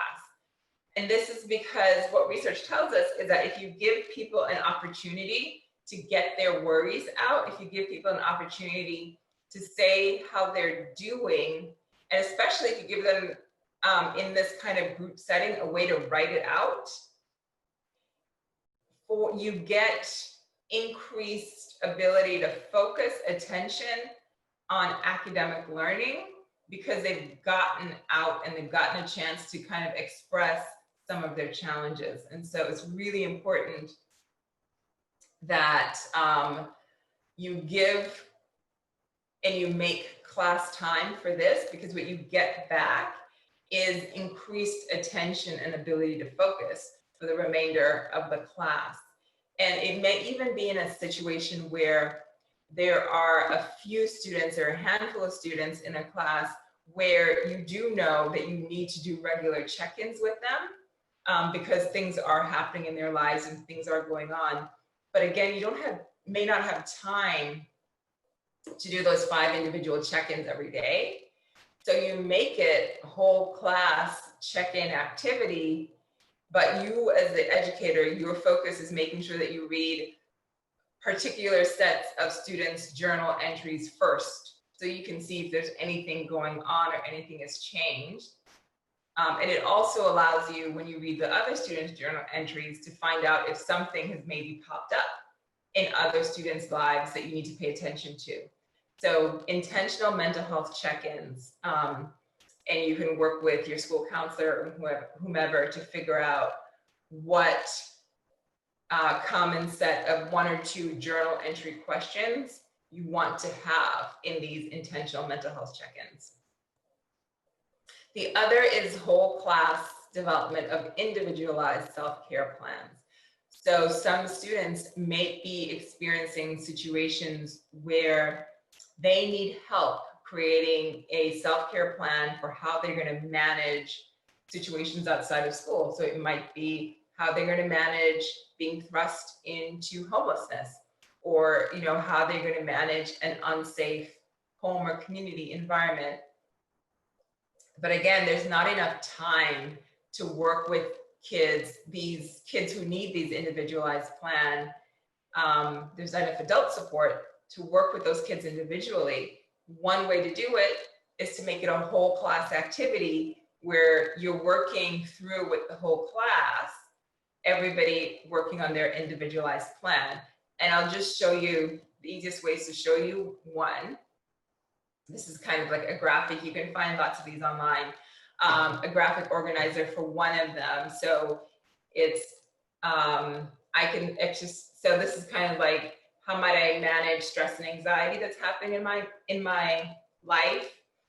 What is my exercise way when I get stressed? How can I relax my body and mind? What can I do to make myself happy? And you can get examples of the blank ones of these, as well as some that are filled out so you can see what they look like. But again, I would work with your school kind of counselor or social worker to figure out what you guys want to do for different grade levels in your school. And then these can be whole class activities that help kids develop self-care and mental health care plans when there isn't enough adults to do this individualized for the specific kids who need them. And then here's another one for what self-care can I do in 20 minutes or less. This is, around, again, helping kids cope with stress or anxiety or something that's happening in their lives, where when they're at home and these things happen, this is something that I can do for myself. This one's a little bit fuzzy, but it's an anniversary self-care plan for how to cope with a loss that has happened when the anniversary of that loss comes around. So these are various examples. And then invest class time in psychoeducation. We talked about this earlier when we talked about talking with kids about trauma, and shared the resource for that, for those psychoeducation. But again, investing class time in this, you get back because you are proactively helping to manage potential acting out behaviors. And I think this is the last one. Get a whole class support session on the counselor, social worker, or psychologist schedule. So sometimes what might be needed, instead of pulling out a couple of kids individually for sessions with a mental health professional that's serving your school, is to get that mental health professional to go into the whole class, where they may still be targeting 1 or 2 or 3 students in that class, but they're doing it through whole class support work. And again, if there's a particular class that has several students that are coping with a high level of anxiety, you might not be able to get all of those students in individualized sessions, but you can support all of those students at the same time, plus the class in general, by bringing the counselor or psychologist into the classroom.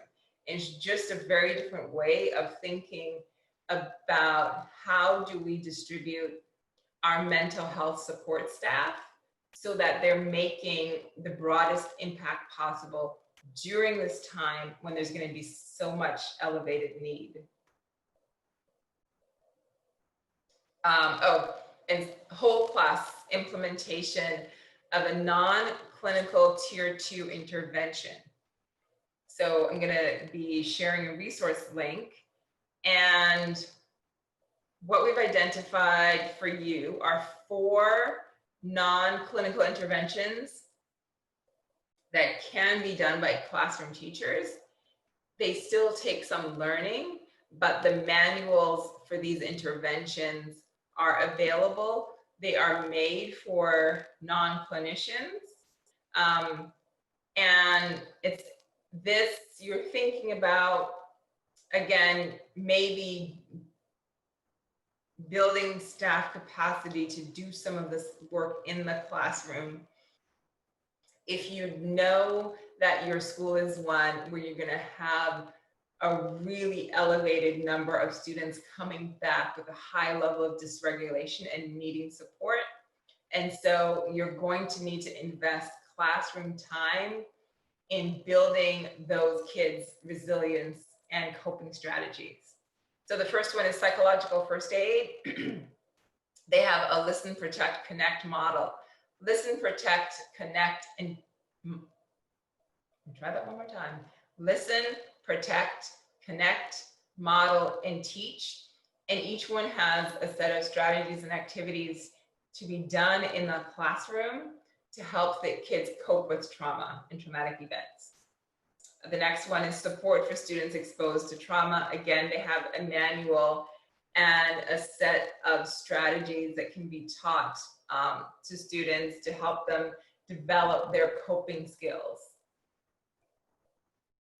Stress inoculation training, phase 1, phase 2, and phase 3.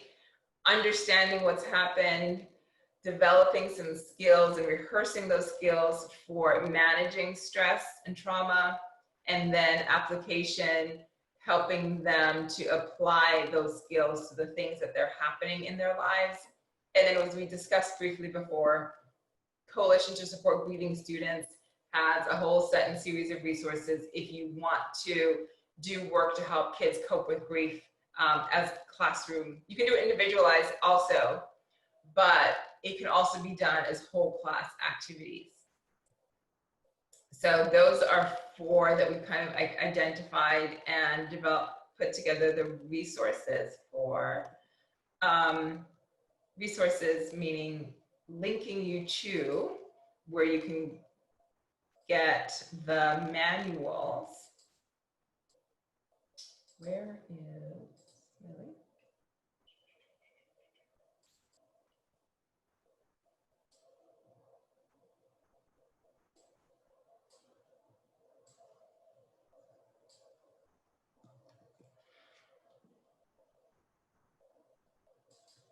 So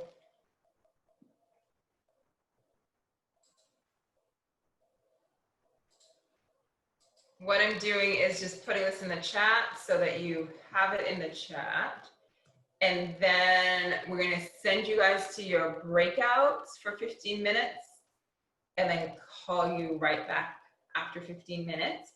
And I just want to send you guys to your breakouts so you have a little bit of time to talk with each other about we just went through a ton of stuff this morning.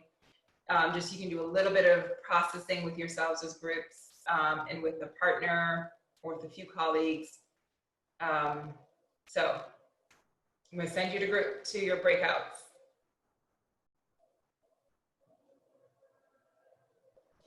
Hello, all.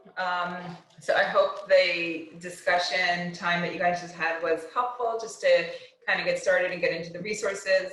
Of course, you'll have to do more discussion on that.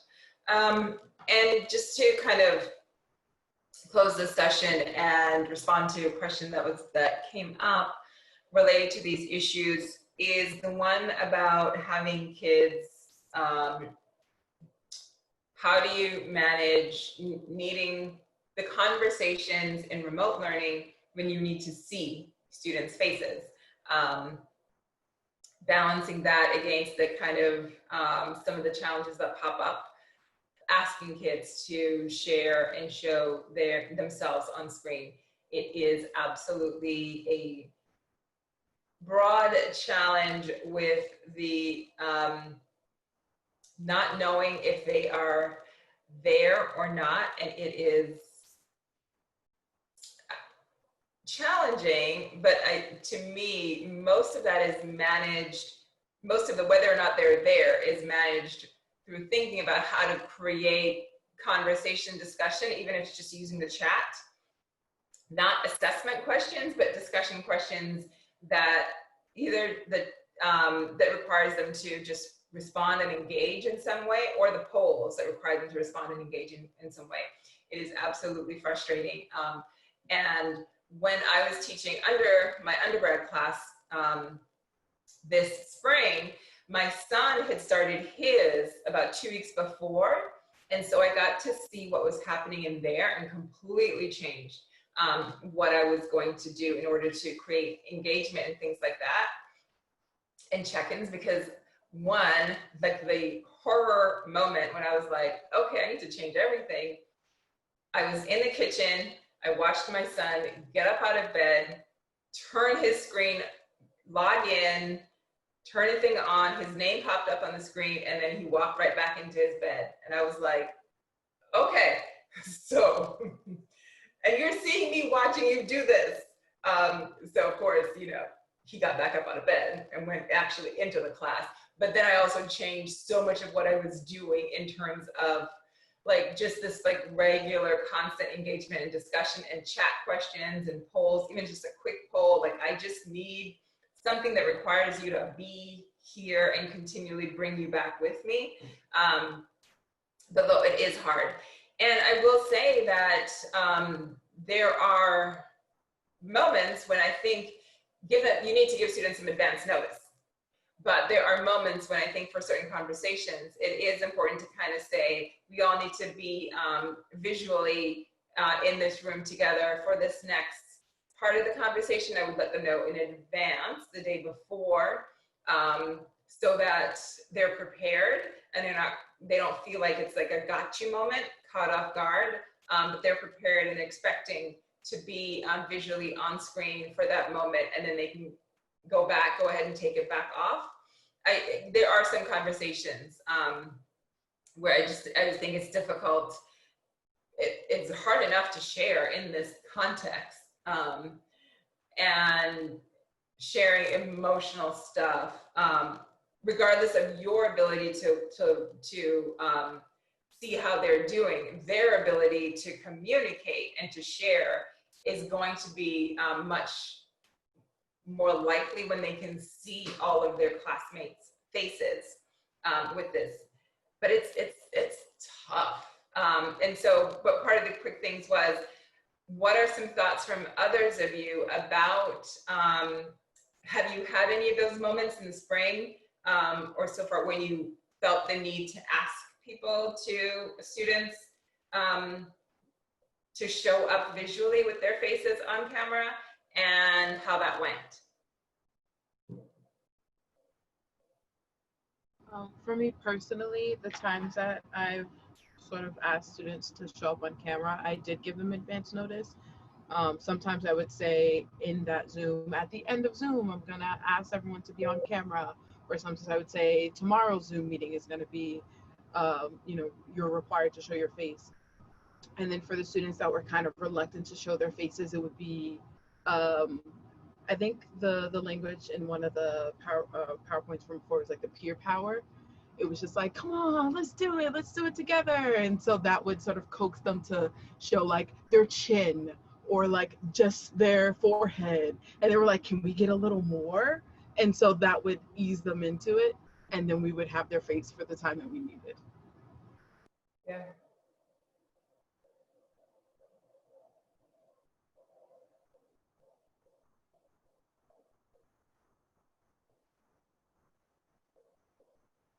Any other thoughts or comments on this?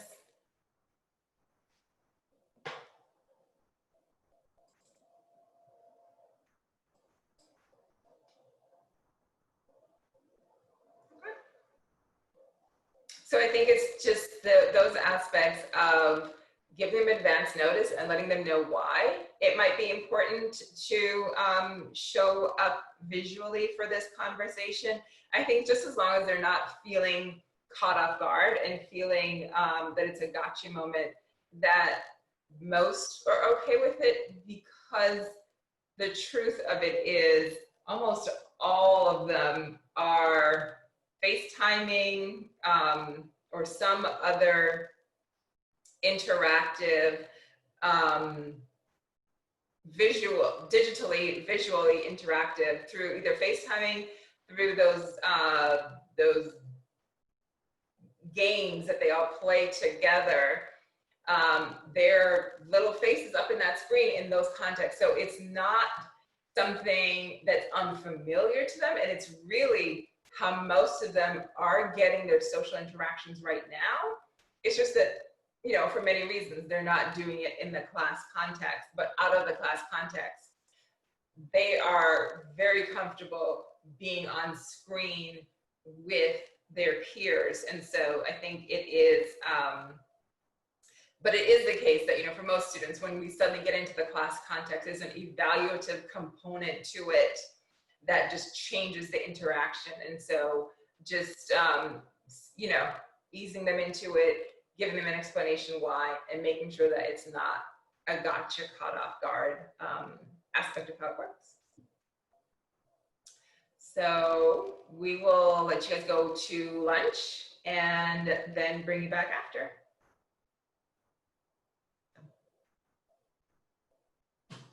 Time. Thank you. Thank you. Thank you.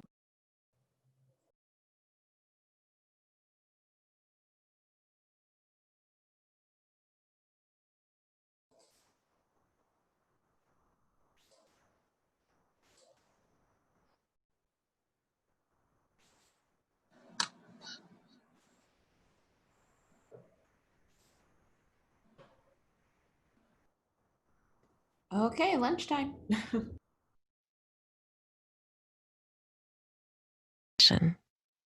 Start by settling into a comfortable position. Allow your spine to lengthen with a sense of ease.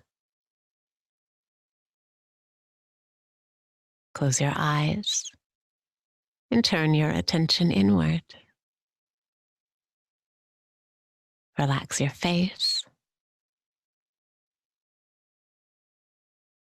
your jaw,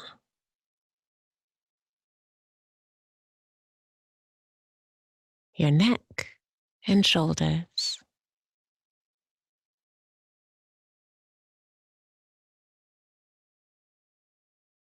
And now gently turn your attention to your breath, taking some long, deep breaths to help you center your mind and calm your body.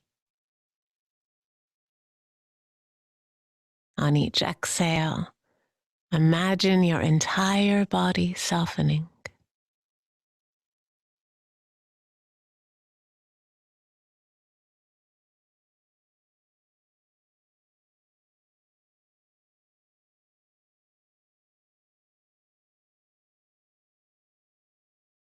And now allow your breath to settle into a natural rhythm.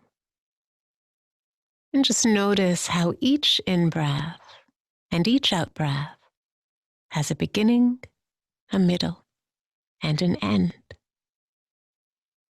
Notice how each breath follows after the other in a never-ending cycle and flow.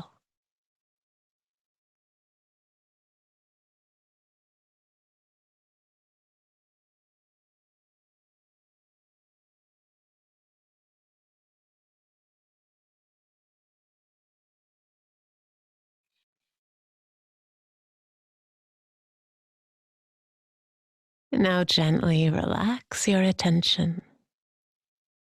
Begin to slowly awaken your senses. And gently open your eyes. I hope you found some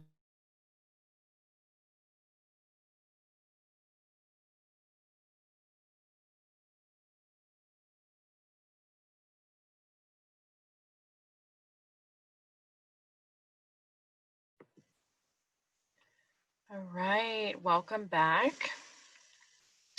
Good to be back. I hope you all had a bit of a break at lunch and an ability to get a little bit of a break. So this afternoon, I will be talking about fostering resilience and bouncing back.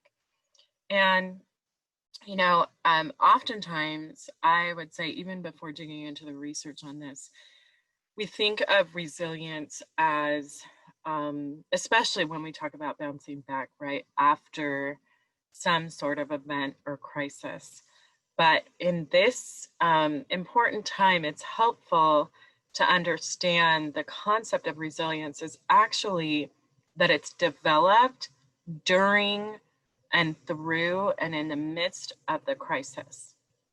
So there's an opportunity right now while we are still in the midst of this collective traumatic event for all of us to be developing and strengthening our resilience and our coping skills, even in the midst of this time. It's not something that we need to wait for after the traumatic event has happened.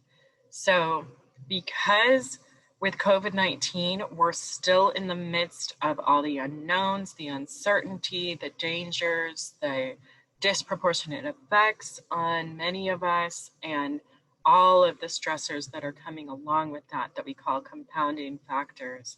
It's still flowing through us and in us and around us, and we're going through it.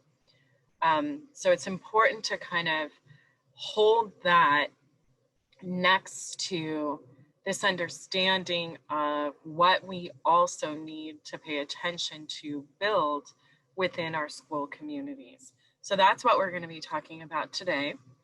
And I will share my screen on this topic and get us started. So let me get into our presentation. So thank you so much for your continued engagement and for hanging with us. And I want to give you lots of time to work in your group today. So I'll go over some of the material in a lighter touch to just make sure that we protect some breakout time, and then I'll be kind of thought partnering with you through that breakout time. So let me see. Allie, I saw a chat light up. Please text me if it's something you need my attention for, because I can't see it when I'm sharing my screen. So what I want to kind of start us off with are these questions, and we'll be digging into them afterwards. So I kind of want to set them up on the front end for you to be thinking about as we go through the information, and then we'll come back to them at the end. So how can school communities contribute to the development of resilience in students? What are considerations that must be made for doing this work in this kind of time and wake of a crisis currently? And how can this work be done in individual classrooms and school-wide? Remember, as we're thinking about making tier 2 interventions, tier 1 universal, we always want to be thinking about how we can be doing this school-wide. And what does this work require of adults in the school? To be able to do this work effectively, to be able to do this work sustainably, what is it going to require of those adults in the school? So it's really, when we talk about resilience, this is what I was speaking to before, it's the adaptive process that allows us to navigate through whatever the stress and traumatic event is effectively. And it's happening while we're going through it. One note here, resilience builds as we go through experiences so that adults have more experiences to have built resilience and coping skills, and also to have garnered the understanding that we can get through things. Children and young adults haven't. And that's really been apparent for me as a parent of young adults, in seeing how they don't have the experience for how this could turn out. In the midst of all the unknowns, those of us who lived a little bit longer, if we're in our late 20s, 30s, 40s, 50s, 60s on up, we've lived through some stuff. We know that we can get through it, and we can remember what that was like. But for them, they're going through it for the first time. So it's really important that we come around them with those adequate supports that can build the growth and strength of resilience in this time. The experiences, the traumatic experiences, can't be undone, but we can rewrite how that story plays out, because it's people's understanding and processing of traumatic events that is the place that it affects their development. So it's really important to understand that piece when we think about some of the really important beginning pieces of building resilience. It's called appraisals of the rumination and processing, so that we can do some reprocessing, some cognitive reprocessing, so that we can understand that a recurrent event related thought that keeps coming up, we need to be able to understand it, resolve it, and make sense of those trauma-related events. And in order to do that, we tend to kind of create stories. So what we want to do is offer the supports that can help folks create the stories that provide the emotional expression and the release without distortion. And I'll get into that a little bit more later. When we talk about kind of the self-system functioning that can come in with that support, with telling the story with accurate detail, promoting the positive, being able to either reduce or eliminate some of the ways that tragedy can get exaggerated, we can begin to see how the person, the individual, the student, the staff members' beliefs in being able to handle and cope with the problems goes way up, and their perception of their own self-efficacy and their competencies and their future expectations, hopes, and optimism also increases tremendously. So that's where we want to work with reprocessing, helping to really give some accurate assessment of what has taken place. That's when we see post-traumatic growth. So some of those vehicles are what we call validation and acceptance.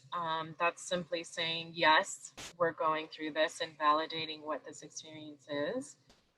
Belonging and connection, we talked at length about that yesterday, but really making sure that students experience lots of pro-social interactions. They're going to find some place to belong, and we want it to be at school. And then that there are lots of experiences with mastery and responsibility and control. So we want to think about, how can we give students agency? How can we give parents agency? How can we honor their voices to develop a positive sense of themselves, and a sense of themselves that reflects back to themselves success and experiences of success? We want to shift those self-perceptions that might be negative into a strong, positive personal identity, and a perception that is positive about their value and who they can become outside of this experience. And then, as I mentioned before, facilitating agency to make sure that students recognize that they have some agency and some choice in taking responsibility and control over the future of their life. Helping students imagine and dream is really important. So studies of resilience in children indicate that they often turn to teachers and other teaching personnel for support. And so it's really important to be able to equip and build capacity with our fellow staff members to be able to meet that opportunity, right, with the right set of tools and resources when those opportunities arise. So we're talking about providing psychological and emotional safety, teaching students positive coping skills, and really working to resist those harsh consequences, especially during this time when interpersonal and intrapersonal resources are lacking. Students are going to need the space and the time to practice coping skills and be able to improve those, and create a supportive peer environment where students can feel safe to exchange their ideas and express when they're in distress. That's really important. So when we're thinking of kind of the place where schools need to be for students to experience physical, emotional, and psychological safety, and that because of punitive discipline or other factors, it's not also a place that is a source of secondary adverse experiences. We're kind of talking about two sides of the same coin, and we're always in that middle of trying to resist one and promote the other. So we want to work on cultivating this context for post-traumatic growth. So often teachers want to get back to control after a traumatic event. We saw it after Hurricane Katrina. There was lots of just, let me get back to the routine, let me get back to the structures, just get back to normal how it was before. After Sandy Hook, there was talk about how do we get back to it. And it was important to recognize that there needs to be room for that time to work on those coping skills, that time to validate and affirm what we've gone through. And the best outcomes come when schools spend and invest time on the emotional learning first, before trying to return to the academic learning. Making sure that students are reintegrated into the school community, that the staff is reintegrated in a holistic way, that there's teaching and reteaching and lots of practice of those self-regulation and social skills, that there's lots of emphasis of safety on all those dimensions, and that we are constantly surveying the community, screening the community with a very intentional eye for those folks who may be experiencing more stress. So what students need most is to be able to be seen by you. They need to know that they are seen, that they are going to kind of, sometimes they mask their distress. And honestly, kids have an amazing way to bounce between stress and functioning. So they can be very sad one moment and then giggly and laughing the next moment. And it's a beautiful thing, but it can also throw us off. So that sometimes they look okay, and we need to be able to recognize that underneath, all of us are experiencing this collective traumatic event, and there's challenges that are happening beneath the surface, even if we don't see them on the surface. So we work on kind of how it can look by different developmental stages. You'll have these slides to be able to reflect through these stages more deeply, along with some other materials as well. So we work from a youth development model that looks at kind of how youth needs can be met through these different levels, and where school enters is in this area of caring adult relationships, high expectations, and meaningful participation. So when all of those are held in balance, for example, an instructional approach to discipline can do all of that, because it is offering students the structures to be able to engage at a level that is high expectations, and then at the same time recognizes that because of their frayed resources, they're going to need more support, and that comes from a caring adult who says, we expect you to participate in our community. We expect you to be a positive contributing member. You belong here. And so that's why we're holding you accountable to these expectations that we've agreed upon. And we're going to give you lots of support to meet them, because you belong here in a meaningful way, participating and contributing in this community in this positive way. So we're thinking about how that develops and strengthens the internal resources for their improved health, social well-being, and academics. So we want to build supportive relationships. We talked about that. And I'm actually going to get to play this video that we didn't get to see yesterday. So let me see. Oh, I have to stop my screen share, start again, and make sure my sound is on. So hang on just a second. student through the door wanting to feel valued. Every child deserves to have at least one adult in this building who knows them by name. We want 100% of our students to feel connected to a teacher in our building, and that's our goal. It was just a matter of how do we measure this? Early in the year, we conduct a teacher-student connection poster activity so that we can determine which students we've connected with and which students we need to work toward connecting with. Delaney is allergic to red food dye. Yeah. And she also has a pond that she swims in. We take their whole roster of students, we put it up on a wall, and we ask teachers to go through by name and face. Yep, I know this one, this one, this one. All by name and face. Yep. I think that was a team goal by the end of the second week.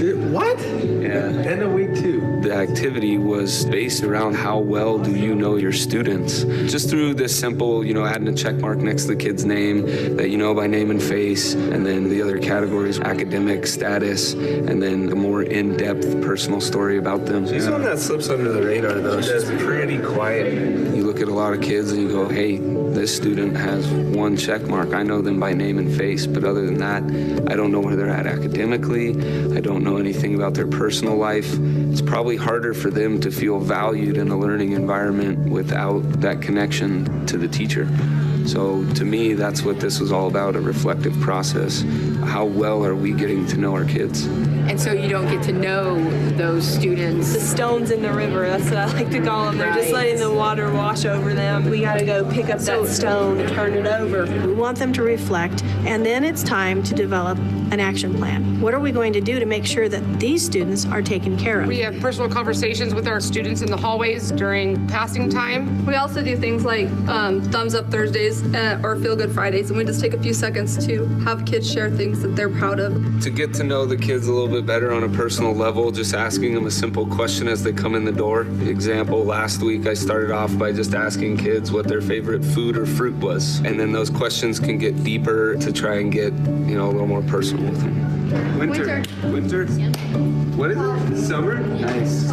The students here should be seen as people and not just pupils. The more valued they are for their individuality, the more successful they're going to be in the classroom, the more risks they're going to be willing to take, and that's awesome. We have seen a huge increase in our students' connection to school, with their connection to the teachers, and I think that's probably the most joy teachers have in their profession. Then the real work can begin.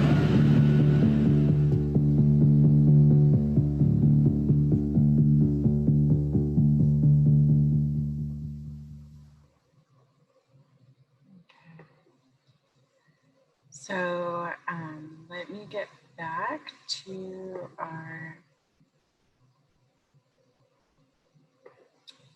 show. One of the things that I really appreciate about this is that we are able to kind of know something personal about the students. Sorry, this is not, let me stop this screen share, give me just a second. So that way that they are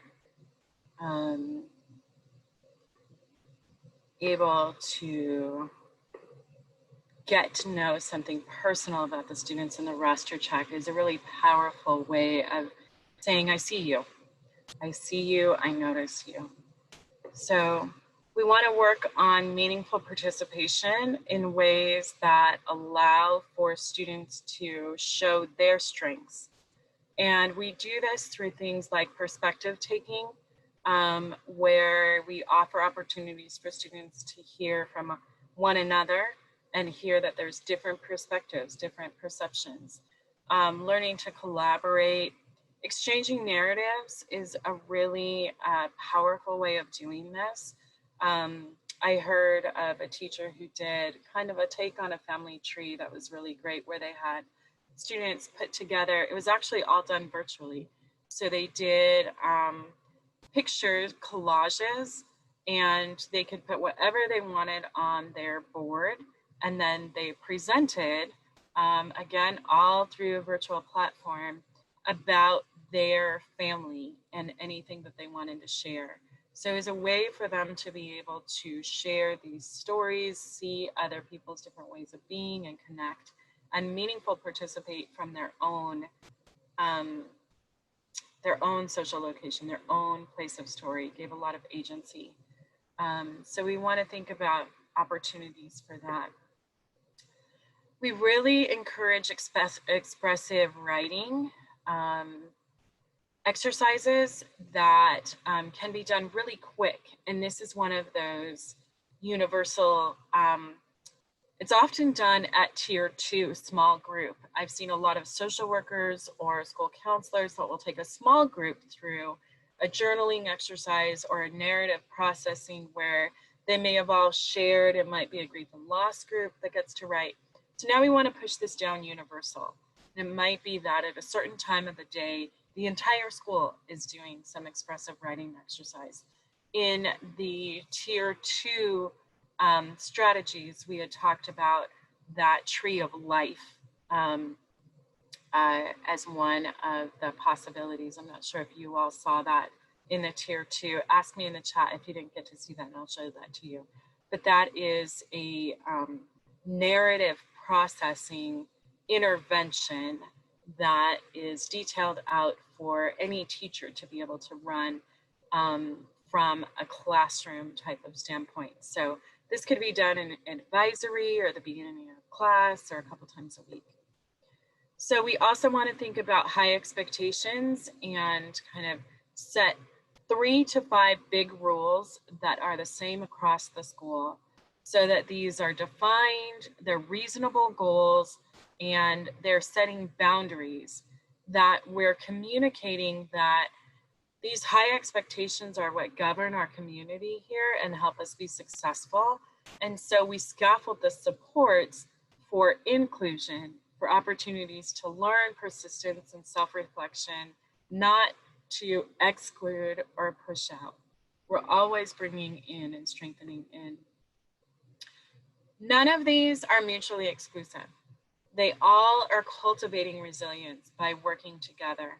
So those supportive relationships ensure that students who need support to meet the high expectations get that. Those meaningful points of participation communicate belonging and a sense of agency, and all of it's working together to create that resilience.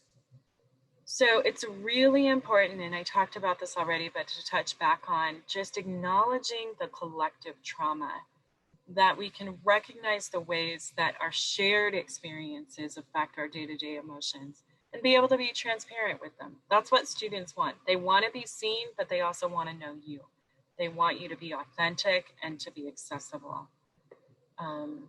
So we think about promoting agency, which is really important. We're talking about activating students' personal power. So we want to recognize their gifts and their strengths and the capacity for change that is there in every student. That with encouragement, with consistency, with predictability, that we can help students be able to watch themselves thrive and grow. And we want to help students be able to identify their positive stories about their local communities. And so we can highlight stories from their communities about who's making a difference, even during the midst of the crisis. And be able to tell stories that might not be getting front and center. That's a really powerful, powerful way to promote agency. And then inviting students to be part of problem solving. So making those problem solving efforts collaborative so that the classroom and community can engage in the problem solving. We want to share power. And this is really difficult, I know, during this time, is we're on the one hand trying to reach for a sense of control and create a certain environment.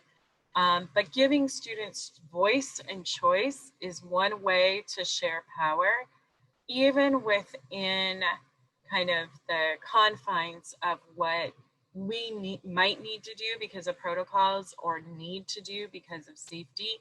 And so having some access where students can either post, or if you have a physical space for some type of feedback or Dropbox, is a great way to do that.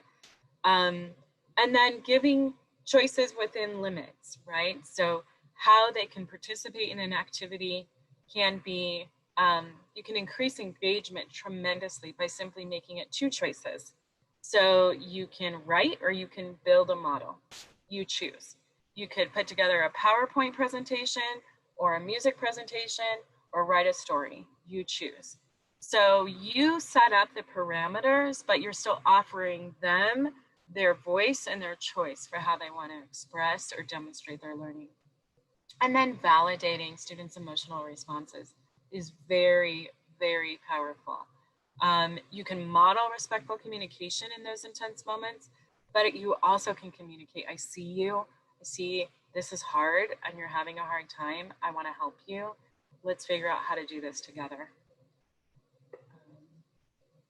So this is a slide that kind of gives you a few more ideas on sharing power. But we want to remember that we have these foundational trauma management tools that we keep going back to, and make sure that we learn them well and practice them well, but also explicitly teach them to students, because both students and adults can access these coping skills in these moments of stress. And so we want to make sure that we put the tools in their hands as well. It's important to recognize that we have to do this work together.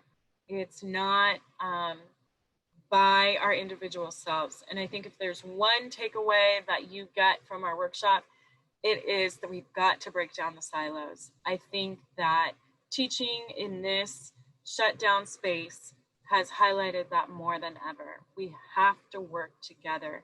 So what do supports look like at the classroom level? What do supports look like at the school-wide level? And some of the supports that the research has shown us from other major crises is that teachers need to have even their physical needs paid attention to in a way that schools can support this collective work.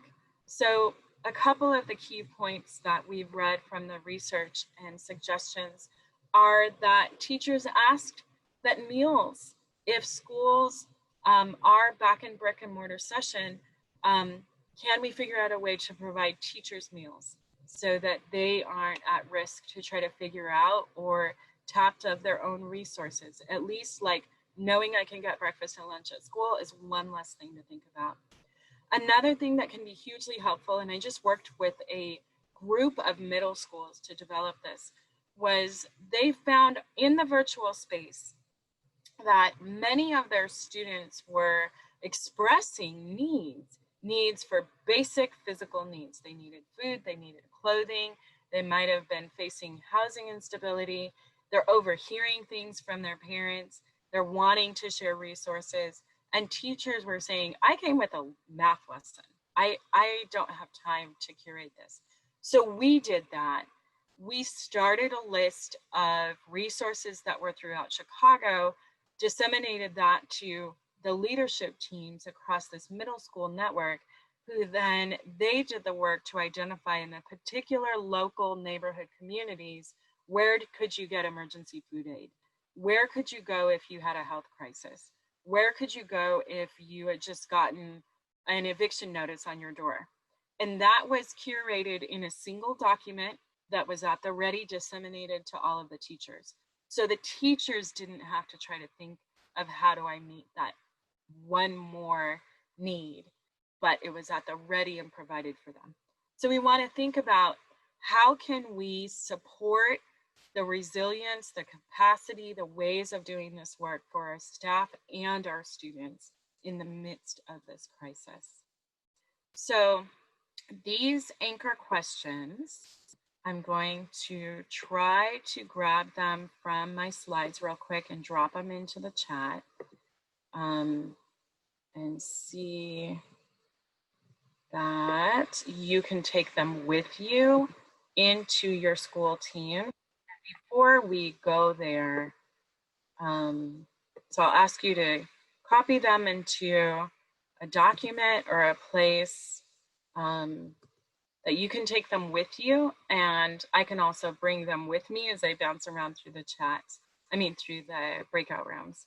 and bring them. But for us to just have a moment right now to hear from you all, what are some thoughts, ahas, connections, wonderings, things that are just here in the moment? Let's take just about 2 minutes and kind of talk about what's coming up for folks. Or longer, if folks need longer time.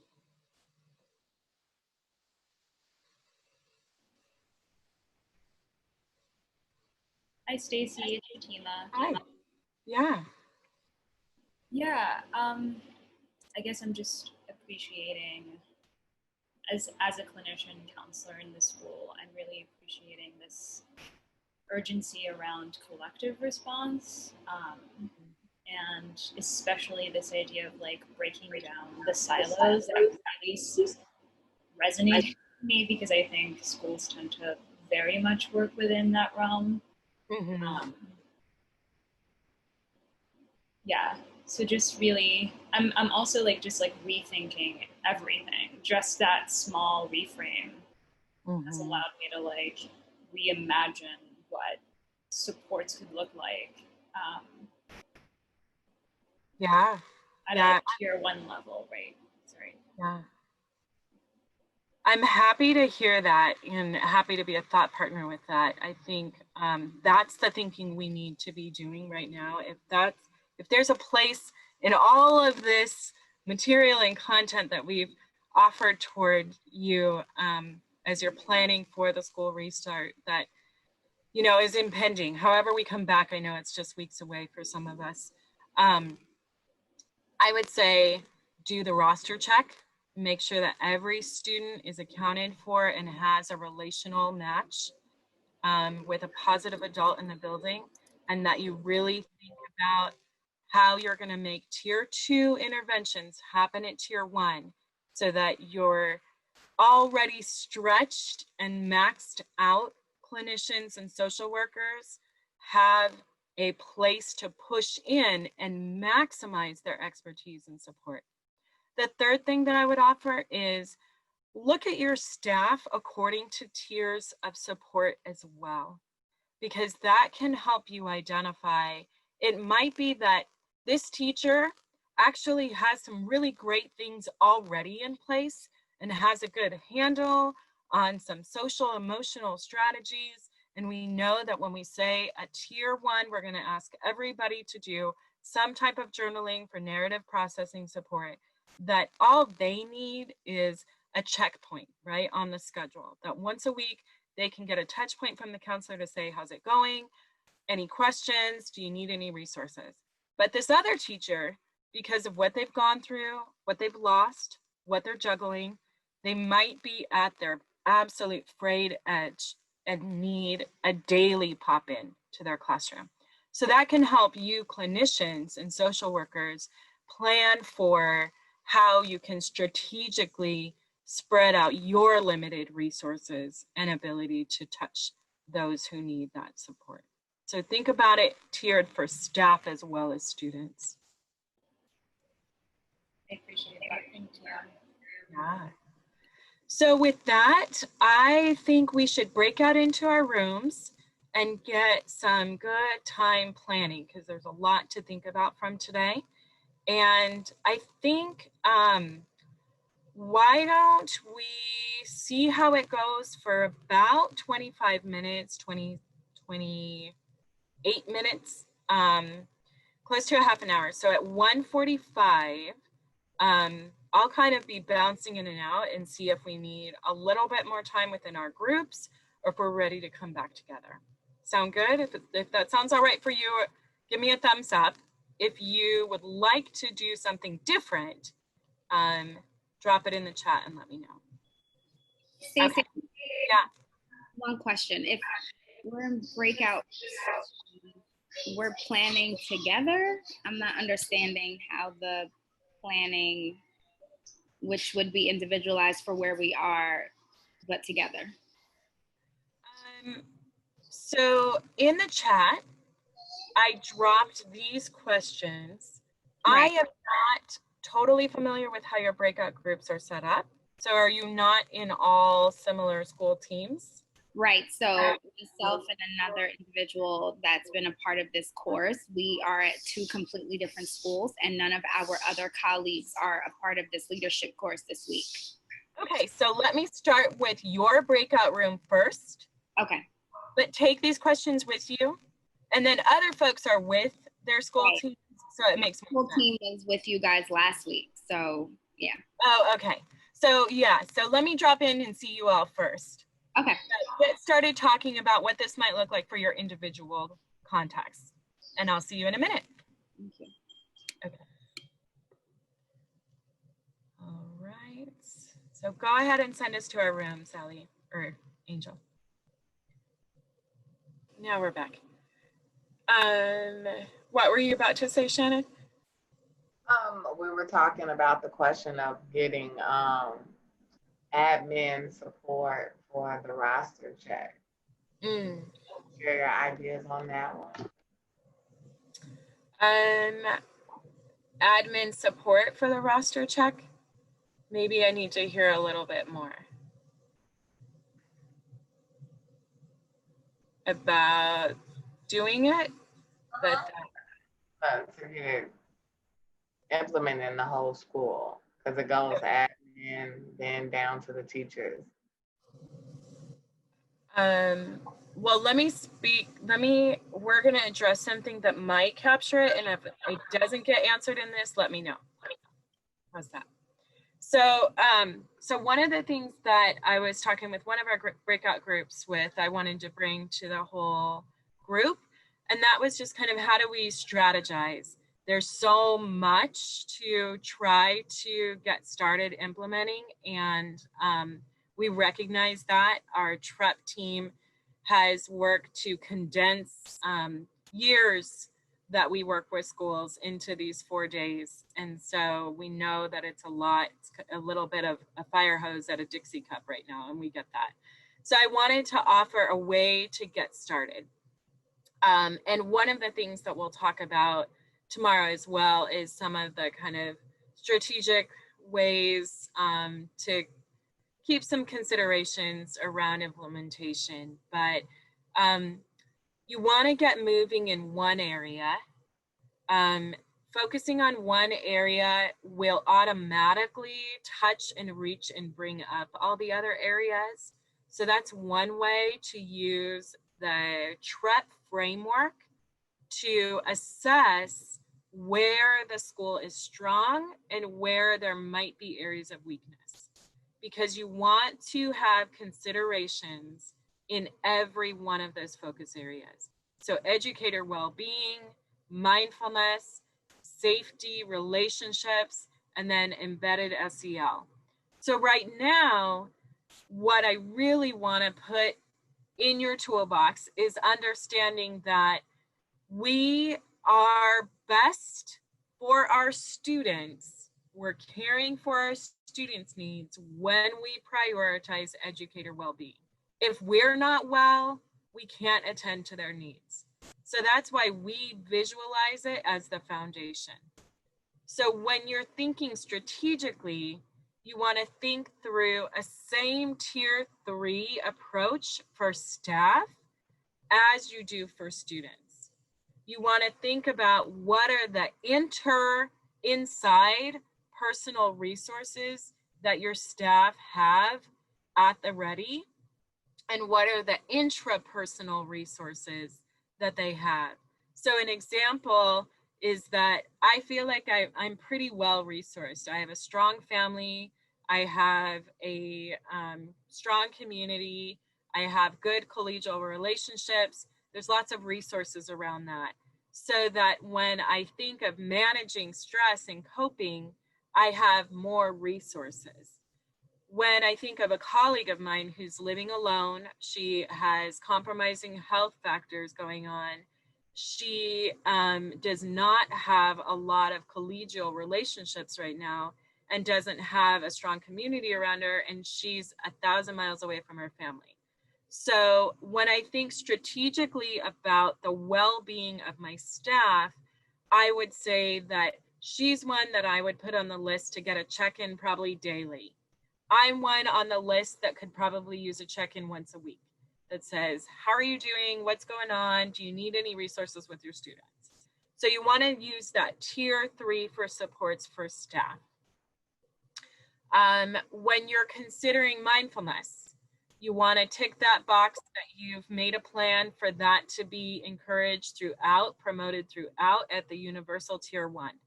However we do that, does that mean that the school day starts with mindfulness, that every transition is wrapped around mindfulness, but be thinking about how mindfulness is going to come into play.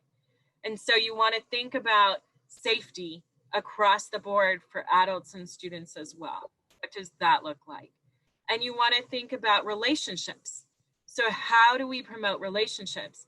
One of our schools here in Chicago, after watching the Rita Pearson video, immediately started with educators and made sure that all staff had a champion. They created a buddy system in planning for this work so that their staff were matched with a partner that they could thought partner through the work, they could check in with, they had somebody to debrief with when they had rough days. And that was the person who helped with the mindset shift that needed to take place in order for this work to continue. And so those are some ways to think about using the TREP framework to really strategically organize getting started with the work. So one of the resources I'll make sure that you have in your resource that gets sent out today or tomorrow is a administrator school self-assessment where you use the 4 R's to assess where your school is strong and identify where you want to strengthen it in light of this school restart. And I think that will be helpful for you all. So I was trying to talk fast. It's 2:02. I really want to honor your time. So please leave us questions in the parking lot and we will take a look at those and be sure to circle back with any answers to those tomorrow. But we'll look forward to seeing you tomorrow. Thank you so much for a great day. Thanks, Stacy. Thank you. Thank you. Enjoy your evening. Thank you.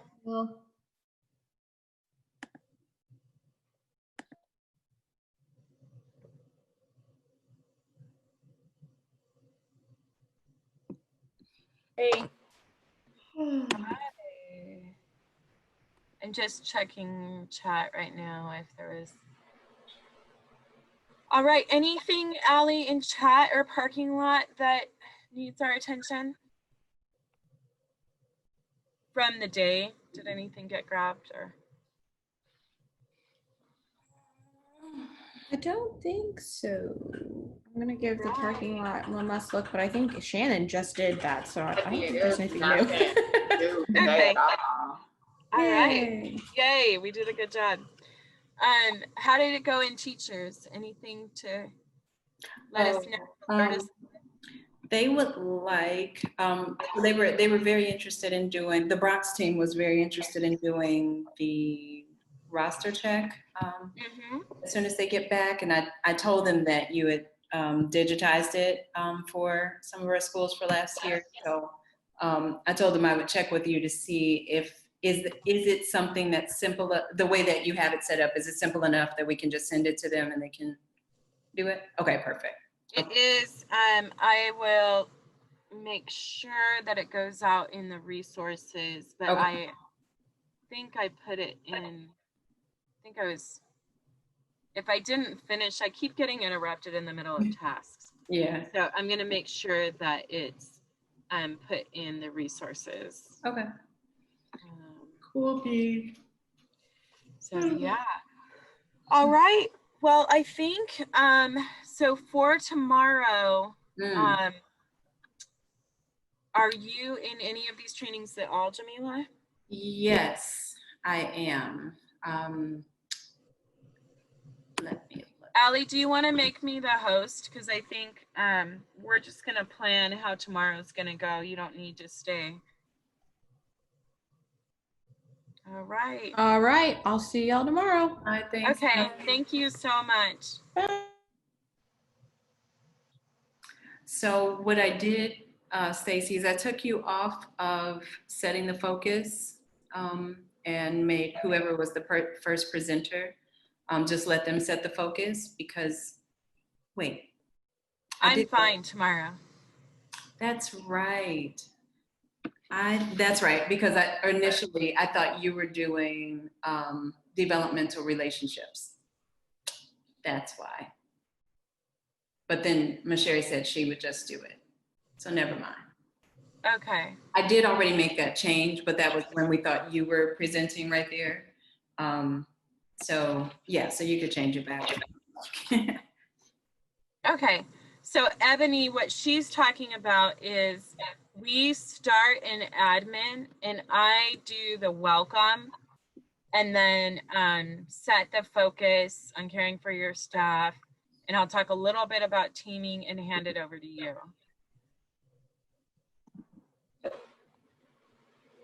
So what do you need from me? Do you need anything from me in the BHT presentation, Ebony? No, I think we're pretty good. As far as like, I don't think I'm gonna change much from what happened last week. So I think I'm pretty good. Okay.